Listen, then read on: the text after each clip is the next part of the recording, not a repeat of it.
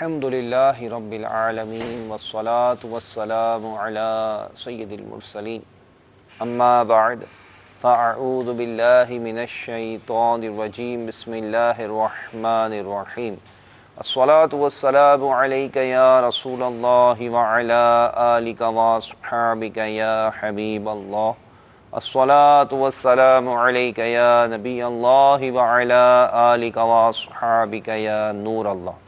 میٹھے میٹھے اسلامی بھائیوں اور مدنی چینل کے ناظرین، سلسلہ فیضان رمضان لیے پھر حاضر ہیں الحمدللہ عز و جل۔ دعوت اسلامی کے اس مدنی چینل کی خاصیت کہ ہر سلسلے میں کچھ نہ کچھ علم دین سیکھنے کو ملتا ہی ہے، اور ہر سلسلے کی اپنی شان ہے کہ اس میں مبلغ دعوت اسلامی موجود ہوتے ہیں، ان سے ہم مدنی پھول لیتے ہیں۔ ہمارا یہ جو فیضان رمضان سلسلہ ہے، اس کا اس وقت جو سیگمنٹ ہے اس کا نام ہے حکمت نصیحتیں اور وصیتیں۔ اس کا جو نام ہے، جو سیگمنٹ ہے، وہ ہے نصیحتیں اور وصیتیں۔ تو اب یہ غور کرنا ہے کہ ہمیں بزرگان دین کی جو نصیحتیں اور وصیتیں یہاں مبلغین دعوت اسلامی بتاتے ہیں، تو ہم اس کو اپنے دل کے مدنی گلدستے پر سجاتے چلے جائیں۔ بلکہ ناظرین، آئیے کچھ اچھی نیتیں کر لیتے ہیں۔ میرے شیخ طریقت امیر اہل سنت دامت برکاتہم عالیہ بڑے پیارے انداز میں ہمیں اس طرف توجہ دلاتے ہیں کہ نیت المومن خیر من عملی، مسلمان کی نیت اس کے عمل سے بہتر ہے۔ میرے آقا صلی اللہ علیہ وسلم کا یہ فرمان عالی شان ہم نے سنا، تو یہ ہم اپنا ذہن بنائیں کہ ہر نیک اور جائز کام سے پہلے اچھی نیتیں کر لیا کریں۔ انشاءاللہ عز و جل اس کی برکت یہ ہوگی کہ ہمارے لیے وہ کار ثواب ہو جائے گا، اور پھر نیتیں جتنی بڑھاتے چلے جائیں گے اتنا ثواب بڑھتا چلا جائے گا۔ آج کا جو ہمارا یہ سیگمنٹ ہے، اس میں مبلغ سے ہم اپنا آج کا موضوع بھی لیں گے انشاءاللہ عز و جل۔ درود پاک کی فضیلت، آئیے آپ کو مکتوب المدینہ کا ایک رسالہ ہے، بہت ہی پیارا رسالہ ہے، اور المدینۃ العلمیہ نے اس رسالے کو شائع کیا ہے، اور اس کا نام ہے،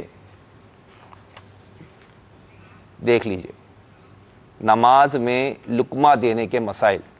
چونکہ تراویح کی نماز ہو رہی ہے، اور ایک بہت بڑی تعداد مسجدوں میں وہ آتی ہے جو سارا سال مسجدوں میں نہیں آتی، اور ان کی جو تعداد ہے اس کو یہ نہیں معلوم ہوتا کہ نماز میں لقمہ کب دینا ہے۔ تو آج اس رسالے کا تعارف آپ کو پیش کیا گیا۔ درود پاک کی فضیلت انشاءاللہ عز و جل آپ کو بتاتے ہیں۔ میرے آقا صلی اللہ تعالی علیہ وآلہ وسلم پر جب ہم درود پاک پڑھیں، کوئی نہ کوئی فضیلت کو اپنے ذہن میں رکھتے ہیں، تو اس کی برکت کیا حاصل ہوتی ہے کہ اب جب درود پاک پڑھا جاتا ہے تو وہ فضیلت ذہن میں ہوتی ہے، تو اس کے مطابق ثواب کی حرص بڑھ جاتی ہے۔ یار میں یہ اتنی مرتبہ پڑھوں گا تو اتنا ثواب ملے گا۔ فرمان مصطفیٰ صلی اللہ تعالی علیہ وآلہ وسلم، مجھ پر درود پاک کی کثرت کرو، بے شک یہ تمہارے لیے طہارت ہے، یعنی پاک کرنے والا ہے۔ تو آپ کوشش کیجئے، میں بھی کوشش کرتا ہوں، روزانہ کوئی وقت مقرر کیجئے اور درود پاک پڑھیے، انشاءاللہ اس کی برکتیں ملیں گی۔ رمضان کا دوسرا عشرہ بڑی ہی تیزی کے ساتھ یہ بھی گزرتا چلا جا رہا ہے۔ آج اس کی 12 تاریخ ہو گئی، دوسرا عشرے کی دوسرا دن ہو گیا۔ غور کیجئے یہ رمضان کیسے گزر رہا ہے، رمضان میں کیا عبادت کر پا رہے ہیں۔ خاص طور پر درود پاک کی میں فضیلت بیان کر کے عرض کروں گا، کوئی وقت مقرر کیجئے کہ اتنی مرتبہ انشاءاللہ روزانہ درود پاک پڑھا کروں گا۔ صلو علی الحبیب صلی اللہ تعالی علی محمد صلی اللہ علیہ وسلم۔ جی حضور، آج کا سیگمنٹ اور موضوع، آج کا سوال بھی پیش کر دیں۔ چلیں جی۔ جی آج کا سوال جو ہے وہ ماشاءاللہ عز و جل بہت ہی زبردست ہے۔ ایک بہت بڑی تعداد نماز کے لیے، جیسے میں نے کہا نا کہ مسجد میں آتی ہے، تو یہ بتائیے، آج کا سوال یہ ہے کہ مسلمانوں پر نماز کب فرض ہوئی؟ مسلمانوں پر نماز کب فرض ہوئی؟ تو انشاءاللہ عز و جل آپ سے لیتے ہیں، آپ کے جوابات ہوں گے۔ آپ اپنی کال بھی ریکارڈ کرا سکتے ہیں، واٹس ایپ میسج بھی کر سکتے ہیں، SMS بھی کر سکتے ہیں، انشاءاللہ اس کو ہم اپنے سلسلے میں شامل کریں گے۔ جی حضور۔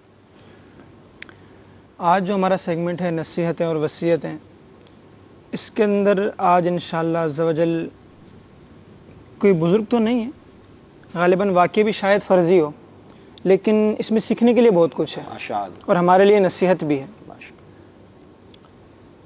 ایک شخص تھا، اس کا ایک مرتبہ کسی جنگل میں جانا ہوا، ٹھیک، وہاں پر اسے ایک شخص نظر آیا کہ جس کی خدمت پر ایک ریچھ مامور تھا، یعنی ایک ریچھ اس شخص کی خدمت کر رہا تھا.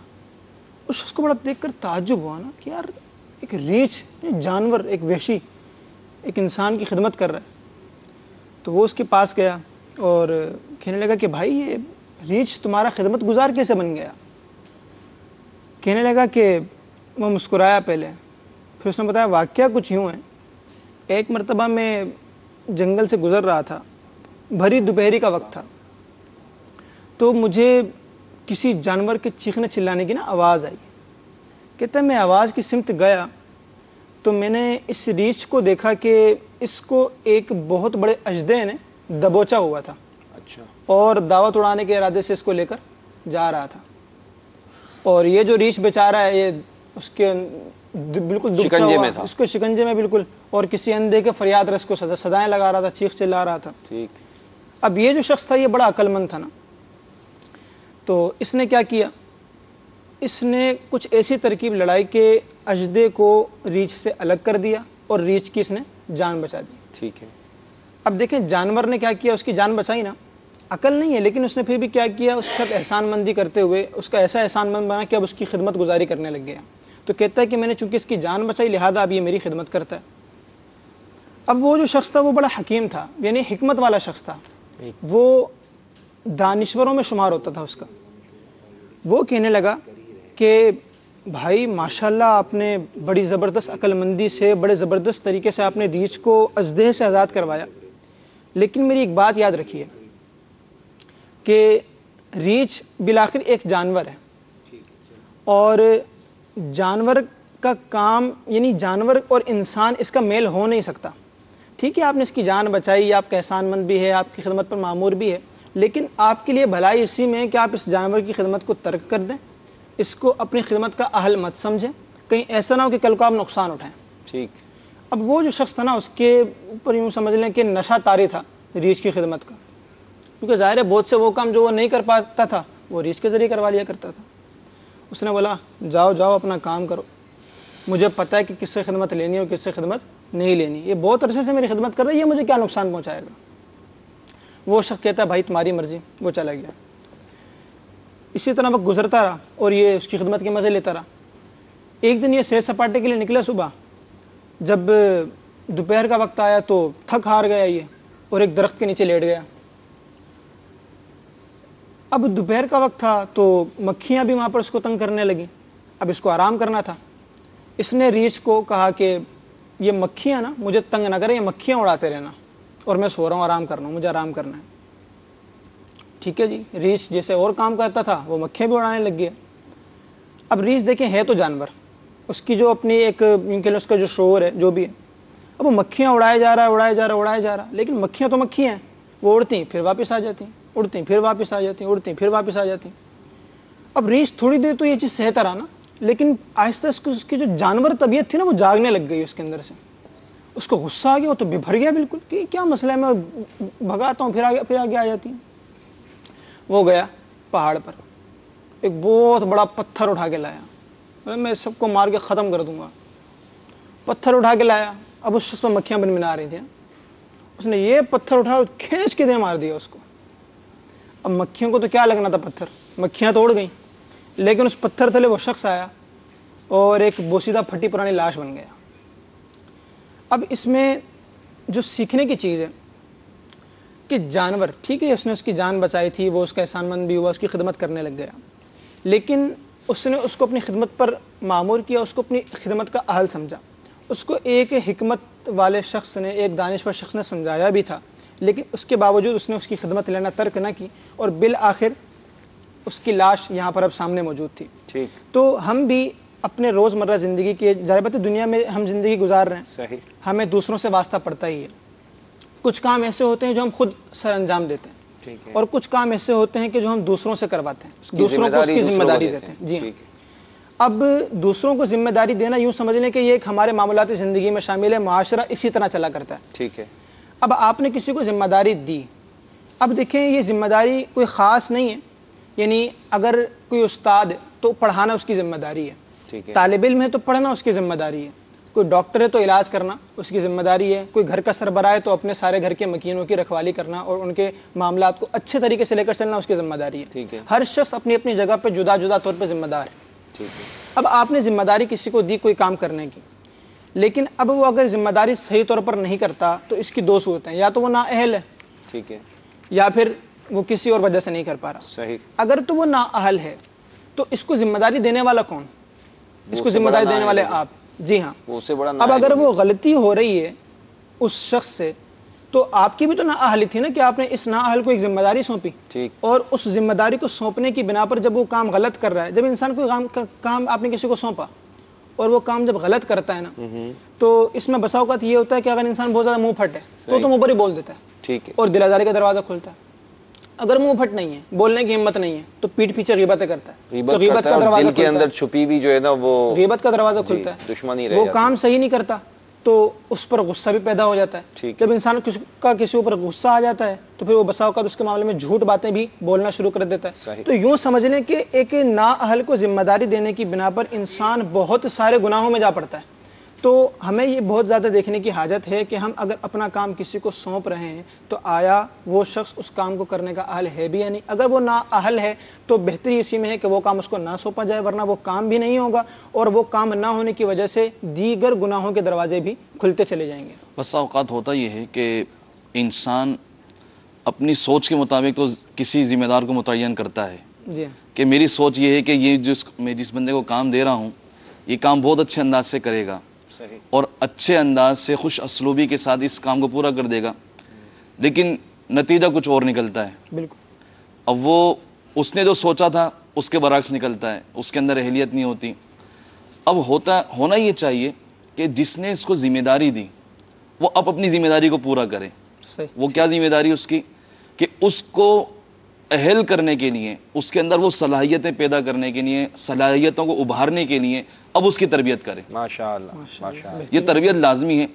اب اگر اس نے ذمہ داری دے دی، ذمہ داری دینے کے بعد پھر اس کی تربیت نہیں کرتا اور پھر لوگوں کے آگے گاتا پھرتا ہے کہ میں نے تو اپنے سوچ کے مطابق بہت اچھا سلیکٹ کیا تھا، میں بہت نے اچھا تو سوچا سلیکٹ تھا، کر لیا، یہ پتہ نہیں جی کام ہی نہیں کر پایا، کام ہی نہیں کر پا رہا۔ اب آپ کی تو اب ذمہ داری یہ ہو گئی تھی کہ آپ کی ڈبل ذمہ داری ہو گئی صحیح، کہ آپ نے ایک تو اس کو صاحب اہل بھی کرنا ہے، اس کو جو ذمہ داری دی گئی ہے اس کی وہ صلاحیتیں بھی پیدا کرنی ہے اور اس کے کام کو بھی چیک کرنا ہے۔ ماشاءاللہ، بڑے پیارے انداز میں ہمارے نگران کاغذہ حاجی شاہد ہیں، آپ نے ایک مرتبہ مدنی پھول ارشاد فرمایا جو مجھے یاد رہ گیا اور بہت کام آتا ہے یہ کہ اپنے کسی بھی شعبے کو مینیج کرنے کے لیے، کسی کام کو مینیج کرنے کے لیے آپ ذمہ دار کا تقرر کریں، نمبر 1۔ نمبر 2، اس ذمہ دار کی اس کام سے متعلق تربیت کریں۔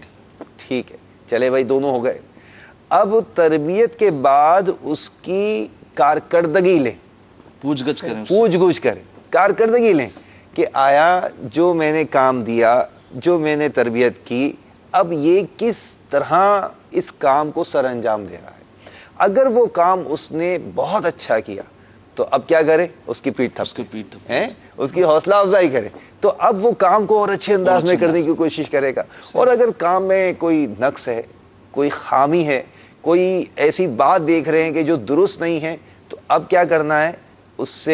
اس کی تفہیم کرنی ہے، اس کو سکھانا ہے کہ دیکھیں یہ جو کام ہم نے یوں سکھایا تھا، اگر آپ اس کے متعلق کریں گے تو کام درست ہوگا، اگر اس سے ہٹ کر کریں گے تو کام میں خامی پیدا ہو جائے گی۔ تو یہ بڑا پیارا مدنی پھول ذہن پہ رہ گیا۔ بھائی یہ سمجھانے کے بھی طریقے ہیں۔ جی بالکل، بسا اوقات ہوتا ہے کہ وہ جس کو ہم نے ذمہ دار بنا دیا، اب وہ ذمہ دار بن گیا، اپنا کام بھی کر رہا ہے، اس سے غلطی بھی ہو گئی، اب اس کو سمجھایا جا رہا ہے، اس کے ساتھ جو بیٹھنے والے ہیں، جو اس کے ارد گرد رہتے ہیں یا جو اس کے ماتحت ہیں، ٹھیک، ان کے سامنے سمجھایا جا رہا ہے یہ کون سا تم نے یہ کیا کام کر دیا، تمہیں شرم نہیں آتی، یہ کام کیا اس طرح کیا جاتا ہے؟ تذلیل کر رہے ہیں کسی کی تذلیل کر۔ ایک روایت کا خلاصہ ہے کہ جس نے کسی کی اصلاح اس کے لوگوں کے سامنے کی، اس نے اس کو ذلیل کیا، اور جس نے لوگوں سے ہٹ کر اس کے لیے اصلاح کی، تنہائی میں کی، تو اس کو زینت بخشی۔ تو یہ تربیت کا معاملہ بھی ایسا ہے کہ تربیت دیکھ کر کی جائے کہ میں تربیت کہاں کر رہا ہوں، ایسا نہ ہو کہ وہ سب کے سامنے تربیت کرنا شروع کر دے، اب وہ جس کو زینت بخشنی تھی اس کو جو ہے وہ ذلیل کر دیا، ایسا نہ ہو گئی۔ ٹھیک ٹھیک، ماشاء اللہ. چلیں جی، ہمارے ناظر ہمارے ساتھ موجود ہوتے ہیں. کیا کہتے ہیں جناب، سنائیے. السلام علیکم ورحمۃ اللہ وبرکاتہ. وعلیکم السلام ورحمۃ اللہ وبرکاتہ. پیارے بھائی، فیضان رمضان بہت ہی اچھا آپ کا سلسلہ ہے. اللہ تعالیٰ کا کرم ہے کہ ہمیں دعوت سننے کا مدنی ماحول ملا. تو آج کل ہم اسٹوڈنٹ کے طبقے شعبے میں ہم پڑھتے ہیں، جیسا کہ یونیورسٹی وغیرہ اسکول وغیرہ میں، اور ہمیں مدنی ماحول بھی میسر ہے. ہم اپنے پیر و مرشد کے فرمان پہ عمل کرتے ہوئے نیکی کی دعوت عام کرتے ہیں یونیورسٹی میں، اسکولس وغیرہ میں. تو ایسے مقام پر جب ہم جاتے ہیں تو ہمارے قریب نئے اسلامی بھائی آتے ہیں جو ہمیں اسلامی بھائی تصور کر کے ہم سے دوستیاں بڑھاتے ہیں. پھر ہم بھی ان سے دوستی بڑھاتے ہیں، ان کو نیکی کی دعوت دیتے ہیں، ان کو درس فیضان سنت کی ترغیب دلاتے ہیں. پھر ایسے میں ہوتا یہ ہے کہ پھر ہم ان سے اتنے وابستہ ہو جاتے ہیں کہ پھر ہم اپنی نیکیاں چھوڑ کے، نیکی کی دعوت کو چھوڑ کے پھر صرف دوستی میں مشغول رہ جاتے ہیں. ان سے وابستہ رہنا چاہیے یا پھر جلدی میں سائڈ ہونا چاہیے؟ جواب عطا فرما دیں. ماشاء اللہ عز و جل. جی حضور، یہ ان کا سوال کچھ یوں شارٹ کر دیتا ہوں میں کہ ان کا مقصد یہ ہے کہ ہماری جو ذمہ داری تھی اس کو نیکی کی دعوت دینا، ہم آہستہ آہستہ اسے چھوڑ کر پرسنالٹی پر آ جاتے ہیں، ذاتی تعلقات. یہ تو اسلام بھائی یوں سمجھ لیں کہ سوال آپ جواب ہے. جی، یعنی ہمارا مدنی نام بھی تو ہے نا ذاتی دوستوں کے حوالے سے. تو دیکھیں، ہمارا جو اصل مقصد ہے نا، ایز اے مسلم، ہم اگر کسی شخص سے بھی کوئی تعلق ہمارا قائم ہوتا ہے تو اس میں للہیت کا عنصر ہونا چاہیے. یعنی اگر ہم کوئی بھی کام کریں تو ہمارا تو ویسے ہر کام ہی اللہ تبارک و تعالیٰ کی رضا حاصل کرنے کے لیے ہونا چاہیے، لیکن چونکہ ہمارا دوسروں سے تعلق بھی ہے، اب ایسا ایک ان نون پرسن ہے، ایک انجان شخص ہے، اگر ہم اس سے ہمارا کوئی دوست سلام دعا ہو رہی ہے، کوئی دوستی اگر ہماری اس سے بڑھتی ہے تو اس میں للہیت کا عنصر ہو. دیکھیں، دوستی بری نہیں ہے، ٹھیک، دوستی ہونی چاہیے، اور اللہ تبارک و تعالیٰ کے لیے دوستی اختیار کرنے کے تو باقاعدہ فضائل وارد ہیں. ٹھیک ہے، دوستی ہو لیکن اس میں للہیت کا عنصر شامل ہو تو دوستی بری نہیں ہے. صحیح. لیکن اس دوستی کے چکر میں اگر للہیت پیچھے چھوڑ دی جائے تو یہ پھر یہاں اگر یہ دوستی بری ہو جاتی ہے. اگر آپ نے یوں سمجھ لیں کہ اگر آپ سے کوئی وابستہ ہوا، آپ نے اس کو اجتماعات میں لانا شروع کیا، اس کو درس فیضان سنت کی ترغیب دی، اس کو علاقے دور برائے نیکی کی دعوت میں لے کر جاتے ہیں، بہت اچھا کام ہے. لیکن اگر یہی چیز برقرار رہے نا اور اس سے دوستی انہی سارے مدنی کام کے لیے ہو تو اس میں بہت زیادہ خوبصورتی ہے. لیکن آہستہ آہستہ جیسے کہ انہوں نے بیان کیا کہ وہ درس فیضان سنت چھوٹتا ہے، وہ نیکی کے کام جو ہے نا چھوٹتے چلے جاتے ہیں اور وہ دوستی برقرار رہتی ہے، ذاتیات پر نشان آ جاتی ہے. جی ہاں، تو یہ تو آپ کے مدنی نام کے بھی خلاف ہوگا اور آپ کے لیے دوسرے کے حوالوں سے بھی بہتر نہیں ہو پائے گا. کیونکہ دیکھیں نا، آپ اس دوستی کی وجہ سے، یہ دوستی کرنا کوئی فرض و واجب تو تھا نہیں، نہ ہی کوئی اس میں کوئی آپ نے کوئی ایسی نیت کی کہ آپ کو ثواب ملتا، لیکن اس کی وجہ سے آپ ثواب کے کچھ کاموں سے محروم ہو گئے. تو عقل مندی اسی میں تھی کہ آپ دوستی کو برقرار رکھتے، اس میں للہیت کو عنصر شامل کر لیتے ہیں، تو آپ کی دوستی بھی عبادت ہی شمار ہوتی اور آپ کے وہ جو ثواب کے کام ہے وہ بھی جاری رہتے. سبحان اللہ، ماشاء اللہ. جی حضور، وہ حضرت عمر رضی اللہ تعالیٰ عنہ ایک واقعہ ہے نا، اگر وہ سنا دیا جائے، اس میں بڑے زبردست مدنی پھول ہیں، میرے لیے بھی ہیں، آپ کے لیے بھی ہیں، اور خاص طور پر یہ دیکھیں، ہم چونکہ ایک ماحول سے وابستہ ہیں، دعوت اسلامی ایک تبلیغ قرآن و سنت کی عالمگیر غیر سیاسی تحریک ہے، تو اس سے متعلق موضوع تو ہم کرتے ہیں، لیکن آپ جو ناظرین بیٹھے ہیں، آپ میں ہو سکتا ہے وہ اس انداز سے دعوت اسلامی سے وابستہ نہ ہو، لیکن اس میں آپ کے لیے بھی بہت سارے مدنی پھول ہیں. آپ کوئی بزنس مین ہیں، آپ کاروباری ہیں، آپ اپنے لیے سپروائزر سلیکٹ کرتے ہیں، آپ اپنے کام کے لیے مینیجر بناتے ہیں، آپ اپنا فائنانس مینیجر جو ہے وہ اسے سلیکٹ کرتے ہیں، تو کیسا ہونا چاہیے؟ یعنی آپ کے کام کا ذمہ دار کیسا ہونا چاہیے؟ سنیے. اب ماشاءاللہ ہمارا چونکہ موضوع بھی ہے کہ نا اہل کو ذمہ داری نہ دی جائے، اور ہمارے اسلاف جو ہیں اس معاملے کے اندر بہت محتاط تھے، بہت محتاط. ٹھیک، یعنی کہ یوں سمجھنے کے ہر معاملے کے اندر قدم قدم پر یہ پھونک پھونک کر قدم رکھا کرتے تھے. صحیح. حضرت سیدنا فاروق اعظم رضی اللہ تعالیٰ کا واقعہ ہے، بڑا مشہور واقعہ ہے کہ آپ نے ایک شخص کو کسی علاقے کا گورنر مقرر کیا، کسی شہر کا گورنر مقرر کیا، تو اسی دوران کچھ بچے آ گئے، تو سیدنا فاروق اعظم رضی اللہ تعالیٰ کو بڑے شفقت سے، پیار سے ان کو نوازا، ان پر محبت کا ہاتھ رکھا. تو اس شخص کو بڑا تعجب ہوا کہ سیدنا فاروق اعظم رضی اللہ تعالیٰ عنہ ان بچوں پر اتنی شفقت کر رہے ہیں، اتنا پیار دے رہے ہیں ان کو. تو اس نے سیدنا فاروق اعظم رضی اللہ تعالیٰ سے سوال کیا کہ آپ کیا بچوں کے ساتھ اتنی شفقت کرتے ہیں، اتنی محبت کرتے ہیں؟ تو فاروق اعظم نے پھر اس سے سوال کیا کیا تم اپنے بچوں کے ساتھ محبت نہیں کرتے؟ تو اس نے پلٹ کر یہ جواب دیا میں تو نہیں کرتا. تو آپ نے اسی وقت یہ حکم صادر فرمایا کہ اس کو جو عہدہ دیا گیا ہے اس سے معزول کر دیا جائے. اچھا. کہ اس کے اندر جب یہ بچوں پر شفقت نہیں کر رہا، چونکہ ایک انسان کی طبیعت ہوتی ہے، انسان کا میلان ہوتا ہے، بچہ کسی کا بھی ہو، لیکن بچوں کو ترس آ جاتا ہے، محبت آ جاتی ہے، بچے کو قریب بلا لیا جاتا ہے، اس کو شفقت دی جاتی ہے.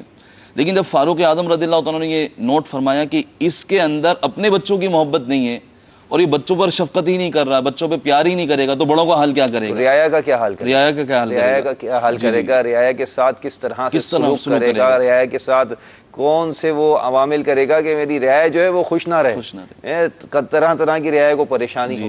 ٹھیک ہے. اس میں ماشاءاللہ ہمارے آج کل کے جو ذمہ داران ہیں جو کسی نہ کسی شعبے میں ہیں، ان کے لیے بھی پتہ نہیں پھول ہے کہ آپ کسی شعبے کا کوئی ذمہ دار بنایا آپ نے تو اس کی اہلیت کو چیک کرنا کہ آیا یہ شخص جو ہے ہمارے اس شعبے کو کس انداز سے لے کر چل سکے گا، کیا رعایا اس سے مطمئن ہوگی. ویسے کوئی ایسا تو ہے کہ ہر شخص کسی سے مطمئن ہو، یہ بھی ضروری نہیں ہے، لیکن وہ اپنے کام کے جو انداز ہے اس کو ایسا رکھے جو قابل اعتماد ہو. ماشاءاللہ. جی. ذمہ دار جس طرح انہوں نے ارشاد فرمایا کہ شفیق ہونا چاہیے، شفقت کو اس میں عنصر ہونا چاہیے. کیونکہ بسا اوقات دیکھا یہ گیا ہے کہ اگر کسی کو ذمہ داری ملتی ہے نا، تو مثال کے طور پر جیسے ہمارا اگر پہلے سے اگر بات چیت ہو، سلام دعا ہو ہماری اگر، تو میرا آپ کے ساتھ انداز جدا ہے. لیکن اگر مجھے ذمہ داری مل گئی تو پھر اس کے بعد میرا انداز آپ سے تھوڑا بدل سا جاتا ہے، روکھا پن آ جاتا ہے اس کے اندر. تو وہ کہتے ہیں نا کہ ذمہ داری جو ہے وہ جب انسان کے پاس آتی ہے تو وہ یوں سمجھنے کہ اس کی اصلیت سامنے آ جاتی ہے. تو ذمہ دار کے اندر شفقت کا عنصر موجود ہونا چاہیے، کیونکہ جب تک وہ شفقت اس کے اندر موجود نہیں ہوگی نا، تب تک وہ یوں سمجھ لے کہ اپنے تمام معاملات کو صحیح طرح دیکھ کر چل بھی نہیں سکتا. اور ذمہ دار کے اندر جہاں شفقت ہونا چاہیے وہاں پر اس کے اندر امانت کا عنصر بھی ہونا چاہیے کہ وہ امین ہو. اور آپ جب بھی کسی کو ذمہ داری دیں تو پہلے یہ چیک کر لیجئے کہ اس کے اندر امانت کا عنصر موجود ہے کہ نہیں، وہ امین ہے کہ نہیں. ایک شخص تھا، اس کا نام تھا یوسف بن حسین. وہ کہتا ہے کہ مجھے پتہ لگا کہ حضرت سیدنا ذوالنون مصری رحمۃ اللہ تعالی علیہ ان کو اسم اعظم کا علم ہے. اب ناظرین شاید ان کے ذہن میں سوال ہو کہ یہ اسم اعظم کیا چیز ہے. اسم اعظم وہ ورد کہ جب وہ آپ پڑھ کر اللہ تبارک و تعالیٰ سے دعا مانگیں تو اللہ تبارک و تعالیٰ آپ کی دعا قبول فرما لیں، اور اسم اعظم کے ساتھ مانگی جانے والی کوئی دعا رد نہیں کی جاتی. اور احادیث کے اندر اور دیگر کتب کے اندر بھی مختلف بزرگوں نے مختلف اسم اعظم بیان کیے ہیں. احادیث کے اندر بھی اسم اعظم کا بیان ہوا ہے، مختلف اسم اعظم اس میں بیان کیے گئے ہیں. تو خیر وہ اسم اعظم اصل کیا ہے اور اس کے کیا فضائل و برکات ہیں وہ ایک بحث جدا، چونکہ ایک واقعے میں ذکر ہے تو اس لیے میں نے اس کا ذکر کر دیا کہ اسم اعظم ہے کیا. اب پہلے کے جو لوگ ہوتے ہیں ان کو اسم اعظم کی بڑی تلاش ہوا کرتی تھی کہ یار اسم اعظم کی یہ برکتیں ہیں کہ دعا مانگو تو رد نہیں ہوتی، قبول ہو جاتی ہے. اب ظاہر ہمیں بھی اگر ایسی کوئی دعا پتہ لگ جائے کہ یار یہ دعا پڑھو فوراً دعا قبول ہوگی، تو ظاہر بات ہے ہر بندہ دعا کرے گا، سارے وظیفے چھوڑ کے بس بندہ وہی دعا کرے گا. اب وہ شخص کہتا ہے کہ مجھے پتہ لگا کہ حضرت سیدنا ذوالنون مصری رحمۃ اللہ علیہ کے پاس کو اسم اعظم معلوم ہے. کہتے ہیں میں ان کے پاس گیا اور 1 سال تک ان کی میں نے خدمت کی. صحیح. جب پورا سال ہو گیا خدمت کا تو میں نے عرض کی حضور مجھے پتہ لگا تھا کہ آپ کو اسم اعظم کا علم ہے اور میں 1 سال تک آپ کی خدمت کرتا رہا ہوں اور آپ یہ دیکھ ہی چکے ہوں گے کہ میں ہر معاملے میں امین ہوں، امانت میرے اندر موجود ہے اور میں کسی معاملے میں خیانت نہیں کرتا. آپ کی خدمت بھی پورا سال کی، آپ مجھ سے اچھی طرح واقف بھی ہیں، تو میری عرض ہے کہ آپ مجھے اسم اعظم کا علم عطا فرمائیں، بتا دیں کہ اسم اعظم ہے کیا. وہ شخص کہتا ہے کہ آپ رحمۃ اللہ تعالی خاموش ہو گئے نا. کہتا ہے میں نے یہ سمجھا کہ شاید یہ اس طرف اشارہ ہے کہ مجھے کچھ عرصہ بعد بتا دیں گے. کہتے ہیں 6 مہینے مزید گزر گئے. 6 مہینے بعد نا آپ رحمۃ اللہ تعالی علیہ نے اس سے ایک تھال دیا. وہ تھال کیا تھا؟ ایک کپڑے کے اندر بند تھا. یعنی ایک تھال آپ لیں اور اس کو کسی کپڑے کے اوپر رکھ کے بند کر کے اس کی پوٹلی سے بنا لیں. ٹھیک. کہتے ہیں آپ نے رحمۃ اللہ تعالی نے مجھے بلایا اور کہا کہ یہ جو ہے نا تھال جو بھی ہے تو میرے فلاں دوست کو جانتے ہو جو فسطاط جگہ پر رہتا ہے؟ فسطاط ایک جگہ کا نام ہے. بولا جی ہاں میں جانتا ہوں اس کو. تو بولا یہ جا کے نا اس کو دے کے آ جاؤ. بولنا کہ ذوالنون نے دیا ہے. وہ شخص یہ لے کر چل پڑا.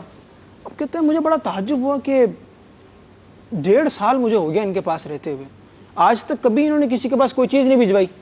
یہ آج کس قسم کا تحفہ ہے یا یہ کیا چیز ہے جو اپنے دوست کو اس طرح بند کر کے بھجوا رہے ہیں؟ اس میں آخر ہے کیا چیز؟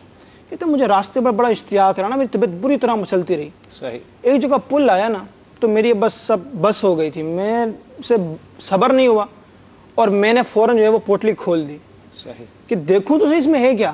پوٹلی میں نے جیسے ہی کھولی نا، اس کے اندر سے ایک چوہا نکلا اور بھاگ گیا. صحیح. کہتے یہ میں نے جیسے دیکھا تو میں تو دماغ پھر گیا میرا. یہ کیا آپ رحمۃ اللہ تعالیٰ میرے ساتھ مذاق کر رہے تھے کیا؟ مسخری کی ہے میرے ساتھ آپ رحمۃ اللہ تعالیٰ علیہ نے. کہتے میں غصے میں جل بھن کرنا واپس آ گیا، اور جیسے آپ رحمۃ اللہ تعالیٰ کی بارگاہ میں پہنچا نا اور آپ نے میرے تیور دیکھے، کہنے لگے تم میرے پاس اسم اعظم سیکھنے آئے تھے نا، ایک چوہے کی تو تم حفاظت کر نہیں سکے، ایک چوہے میں تم خیانت کر بیٹھے. تو جو شخص چوہے میں خیانت کر سکتا ہے تو وہ اسم اعظم کا امین کیسے ہو سکتا ہے؟ تو آپ رحمۃ اللہ تعالیٰ نے اس کو اسم اعظم کا علم نہیں عطا فرمایا، فرمایا کہ اب یہاں سے چلے جاؤ، آئندہ مجھے نظر نہیں آنا.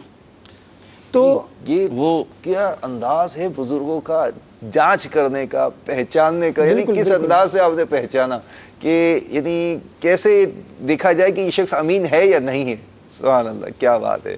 جی حضور. وہ ایک روایت بھی ہے نا کہ علم کے حوالے سے جو، جی ہاں، سرکار دو عالم صلی اللہ علیہ وسلم نے ارشاد فرمایا، چونکہ میں نے جسے عرض کی تھی کہ طالب علم یعنی علم حاصل کرنا بھی ایک ذمہ داری ہے. اگر آپ کے والدین نے آپ کو کسی جامعہ میں، کسی مدرسے میں، کسی اسکول یونیورسٹی میں اگر آپ کو لگایا بھی ہے تو یوں سمجھ لیں کہ انہوں نے آپ کو پڑھنے کی ذمہ داری دی ہے، آپ کو یہ ذمہ داری پوری کرنی ہے. تو نا اہل کو علم دینا، یہاں پر یہ جو حدیث مبارکہ ہے یہ خاص طور پر استادوں سے تعلق رکھتی ہے، کیونکہ پڑھانا بھی ایک ذمہ داری ہے نا. تو حدیث مبارک میں آیا کہ نا اہل کو علم سکھانا ایسا ہے جیسے خنزیر کے گلے میں موتیوں کا ہار پہنانا. تو یہ آپ غور کر لیں کہ جس طرح کوئی شخص خنزیر کے گلے میں کبھی موتیوں کا ہار نہیں پہنائے گا، یعنی ایک عجیب سا بھی تصور ہوگا اور مزاح کے خیر سے بات ہو جائے گی. تو اسی طرح جو شخص علم کا اہل نہیں ہو، اب وہ علم کا اہل کئی معنوں میں ہو سکتا ہے. یا تو آپ کو اس کی نیت پتہ ہو کہ بھئی یہ علم اس لیے سیکھ رہا ہے کہ یہ بعد میں لوگوں پر فخر کرتا پھرے گا، یا پھر جو علماء حق ہیں ان سے مناظرے کرتا پھرے گا، یا پھر لوگوں کو گمراہ کرے گا. تو یہ ساری چیزیں علم ہونے کے باوجود جب آپ کو پتہ ہے کہ ایک شخص ہے وہ نا اہل ہے، علم حاصل کرنے کے قابل نہیں ہے، اب اس کو اگر آپ نے علم دیا تو یہ آپ کا کام ایسا ہے گویا آپ نے خنزیر کے گلے میں موتیوں کا ہار پہنایا.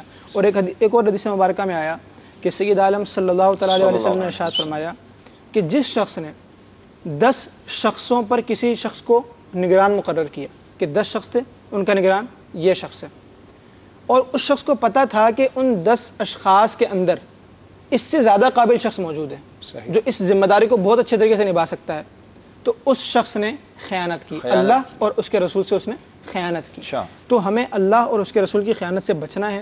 کسی کو بھی ذمہ داری دیں تو یاد رکھیں کہ ہمیں یہ پہلے دیکھنا ہے کہ آیا وہ شخص اس ذمہ داری کا اہل ہے یا بھی نہیں. ہمارے چونکہ سیگمنٹ ہے نصیحتیں اور وصیتیں. شروع میں جو میں لے کر چلا تھا وہ تھا ایک شخص کی نصیحت تھی جو اس نے کہی تھی کہ اس جانور کی خدمت نہ لو. یہاں پر آج ایک وصیت بھی ہے جو اسی سے تعلق رکھتی ہے، اور وہ وصیت بھی کس کے؟ امام اعظم رحمۃ اللہ تعالی علیہ. ماشاءاللہ.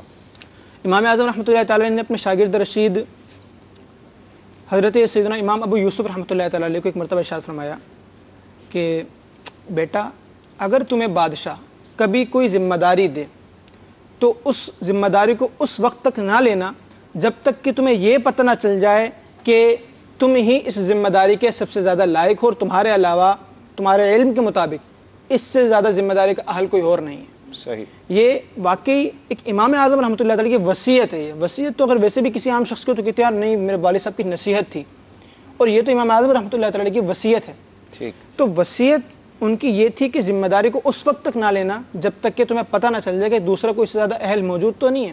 تو یہاں پر اگر کوئی شخص دیکھ بھی رہا ہے، جسے ہوتا ہے نا کچھ میں بڑی تگ و دو ہوتی ہے ذمہ داری لینے کی، تو وہ دیکھ لے کہ آیا میں اس ذمہ داری کو زیادہ اچھے طریقے سے کر سکتا ہوں یا فلاں شخص زیادہ کر سکتا ہے. اگر فلاں شخص اس ذمہ داری کو زیادہ اچھے طریقے سے کر سکتا ہے تو وہ ذمہ داری اس کو عطا کر دے، کیونکہ اگر وہ ذمہ داری نہیں پوری کرے گا، وہ شخص پوری کرتا تھا یہ نہیں کر سکتا. تو جو اس کی رعایا ہے اگر اس پر کسی بھی طرح کا ظلم ہوا یا ان کے حقوق تلف ہوئے تو بروز قیامت اس سے سوال ہوگا. یہ بچے پر اسی سے ملتی جلتی وہ روایت ہے نا حضرت عمر بن عبد العزیز رضی اللہ عنہ، ان کو اپنا احساس ذمہ داری کیسا تھا؟ اس میں انشاءاللہ آپ کو 2 روایتیں سناتا ہوں. جی. ایک تو سلیمان بن عبد الملک، یہ بہت بڑا بادشاہ گزرا ہے، اور مشہور محدث حضرت سیدنا امام طاؤس رحمۃ اللہ تعالی علیہ ایک دفعہ آپ حاضر تھے جی، آپ کو موقع پا کر نیکی کی دعوت دینے کی سعادت ملی. صحیح. اور اللہ کے نیک بندے جو ہیں وہ نیکی کی دعوت کا جب موقع ملتا ہے تو اس کو چھوڑتے نہیں ہیں, فوراً نیکی دعوت پیش کر دیتے ہیں. صحیح. تو جیسے ہی آپ کو موقع ملا تو آپ نے خلیفہ سے پوچھا, اے امیر المومنین, کیا آپ کو معلوم ہے سب سے زیادہ عذاب کس کو ہوگا؟ خلیفہ نے کہا آپ رحمت اللہ تعالی ارشاد فرمائیے, آپ ہی خود ارشاد فرما دیں. تو آپ رحمت اللہ تعالی نے یہ حدیث پاک پڑھ کر سنائی, جس کو اللہ تعالی نے اپنی سلطنت میں بادشاہی عطا فرمائی, پھر اس نے ظلم کیا تو اس شخص کو قیامت کے دن سب سے زیادہ عذاب دیا جائے گا. اللہ اکبر. یہ سن کر خلیفہ خوف خدا عز و جل سے لرز اٹھا اور دھاڑے مار مار کر رونے لگا, یہاں تک روتے روتے تخت پر چت لیٹ گیا, الٹا لیٹ گیا. اس کے تمام درباری اس کو اسی حالت میں چھوڑ کر چلے گئے. ایک تو یہ روایت کہ آپ نے نیکی کی دعوت دیتے ہوئے اس کو خوف خدا کا درس دیا اور پھر اللہ تبارک و تعالیٰ کے عذاب سے ڈرایا.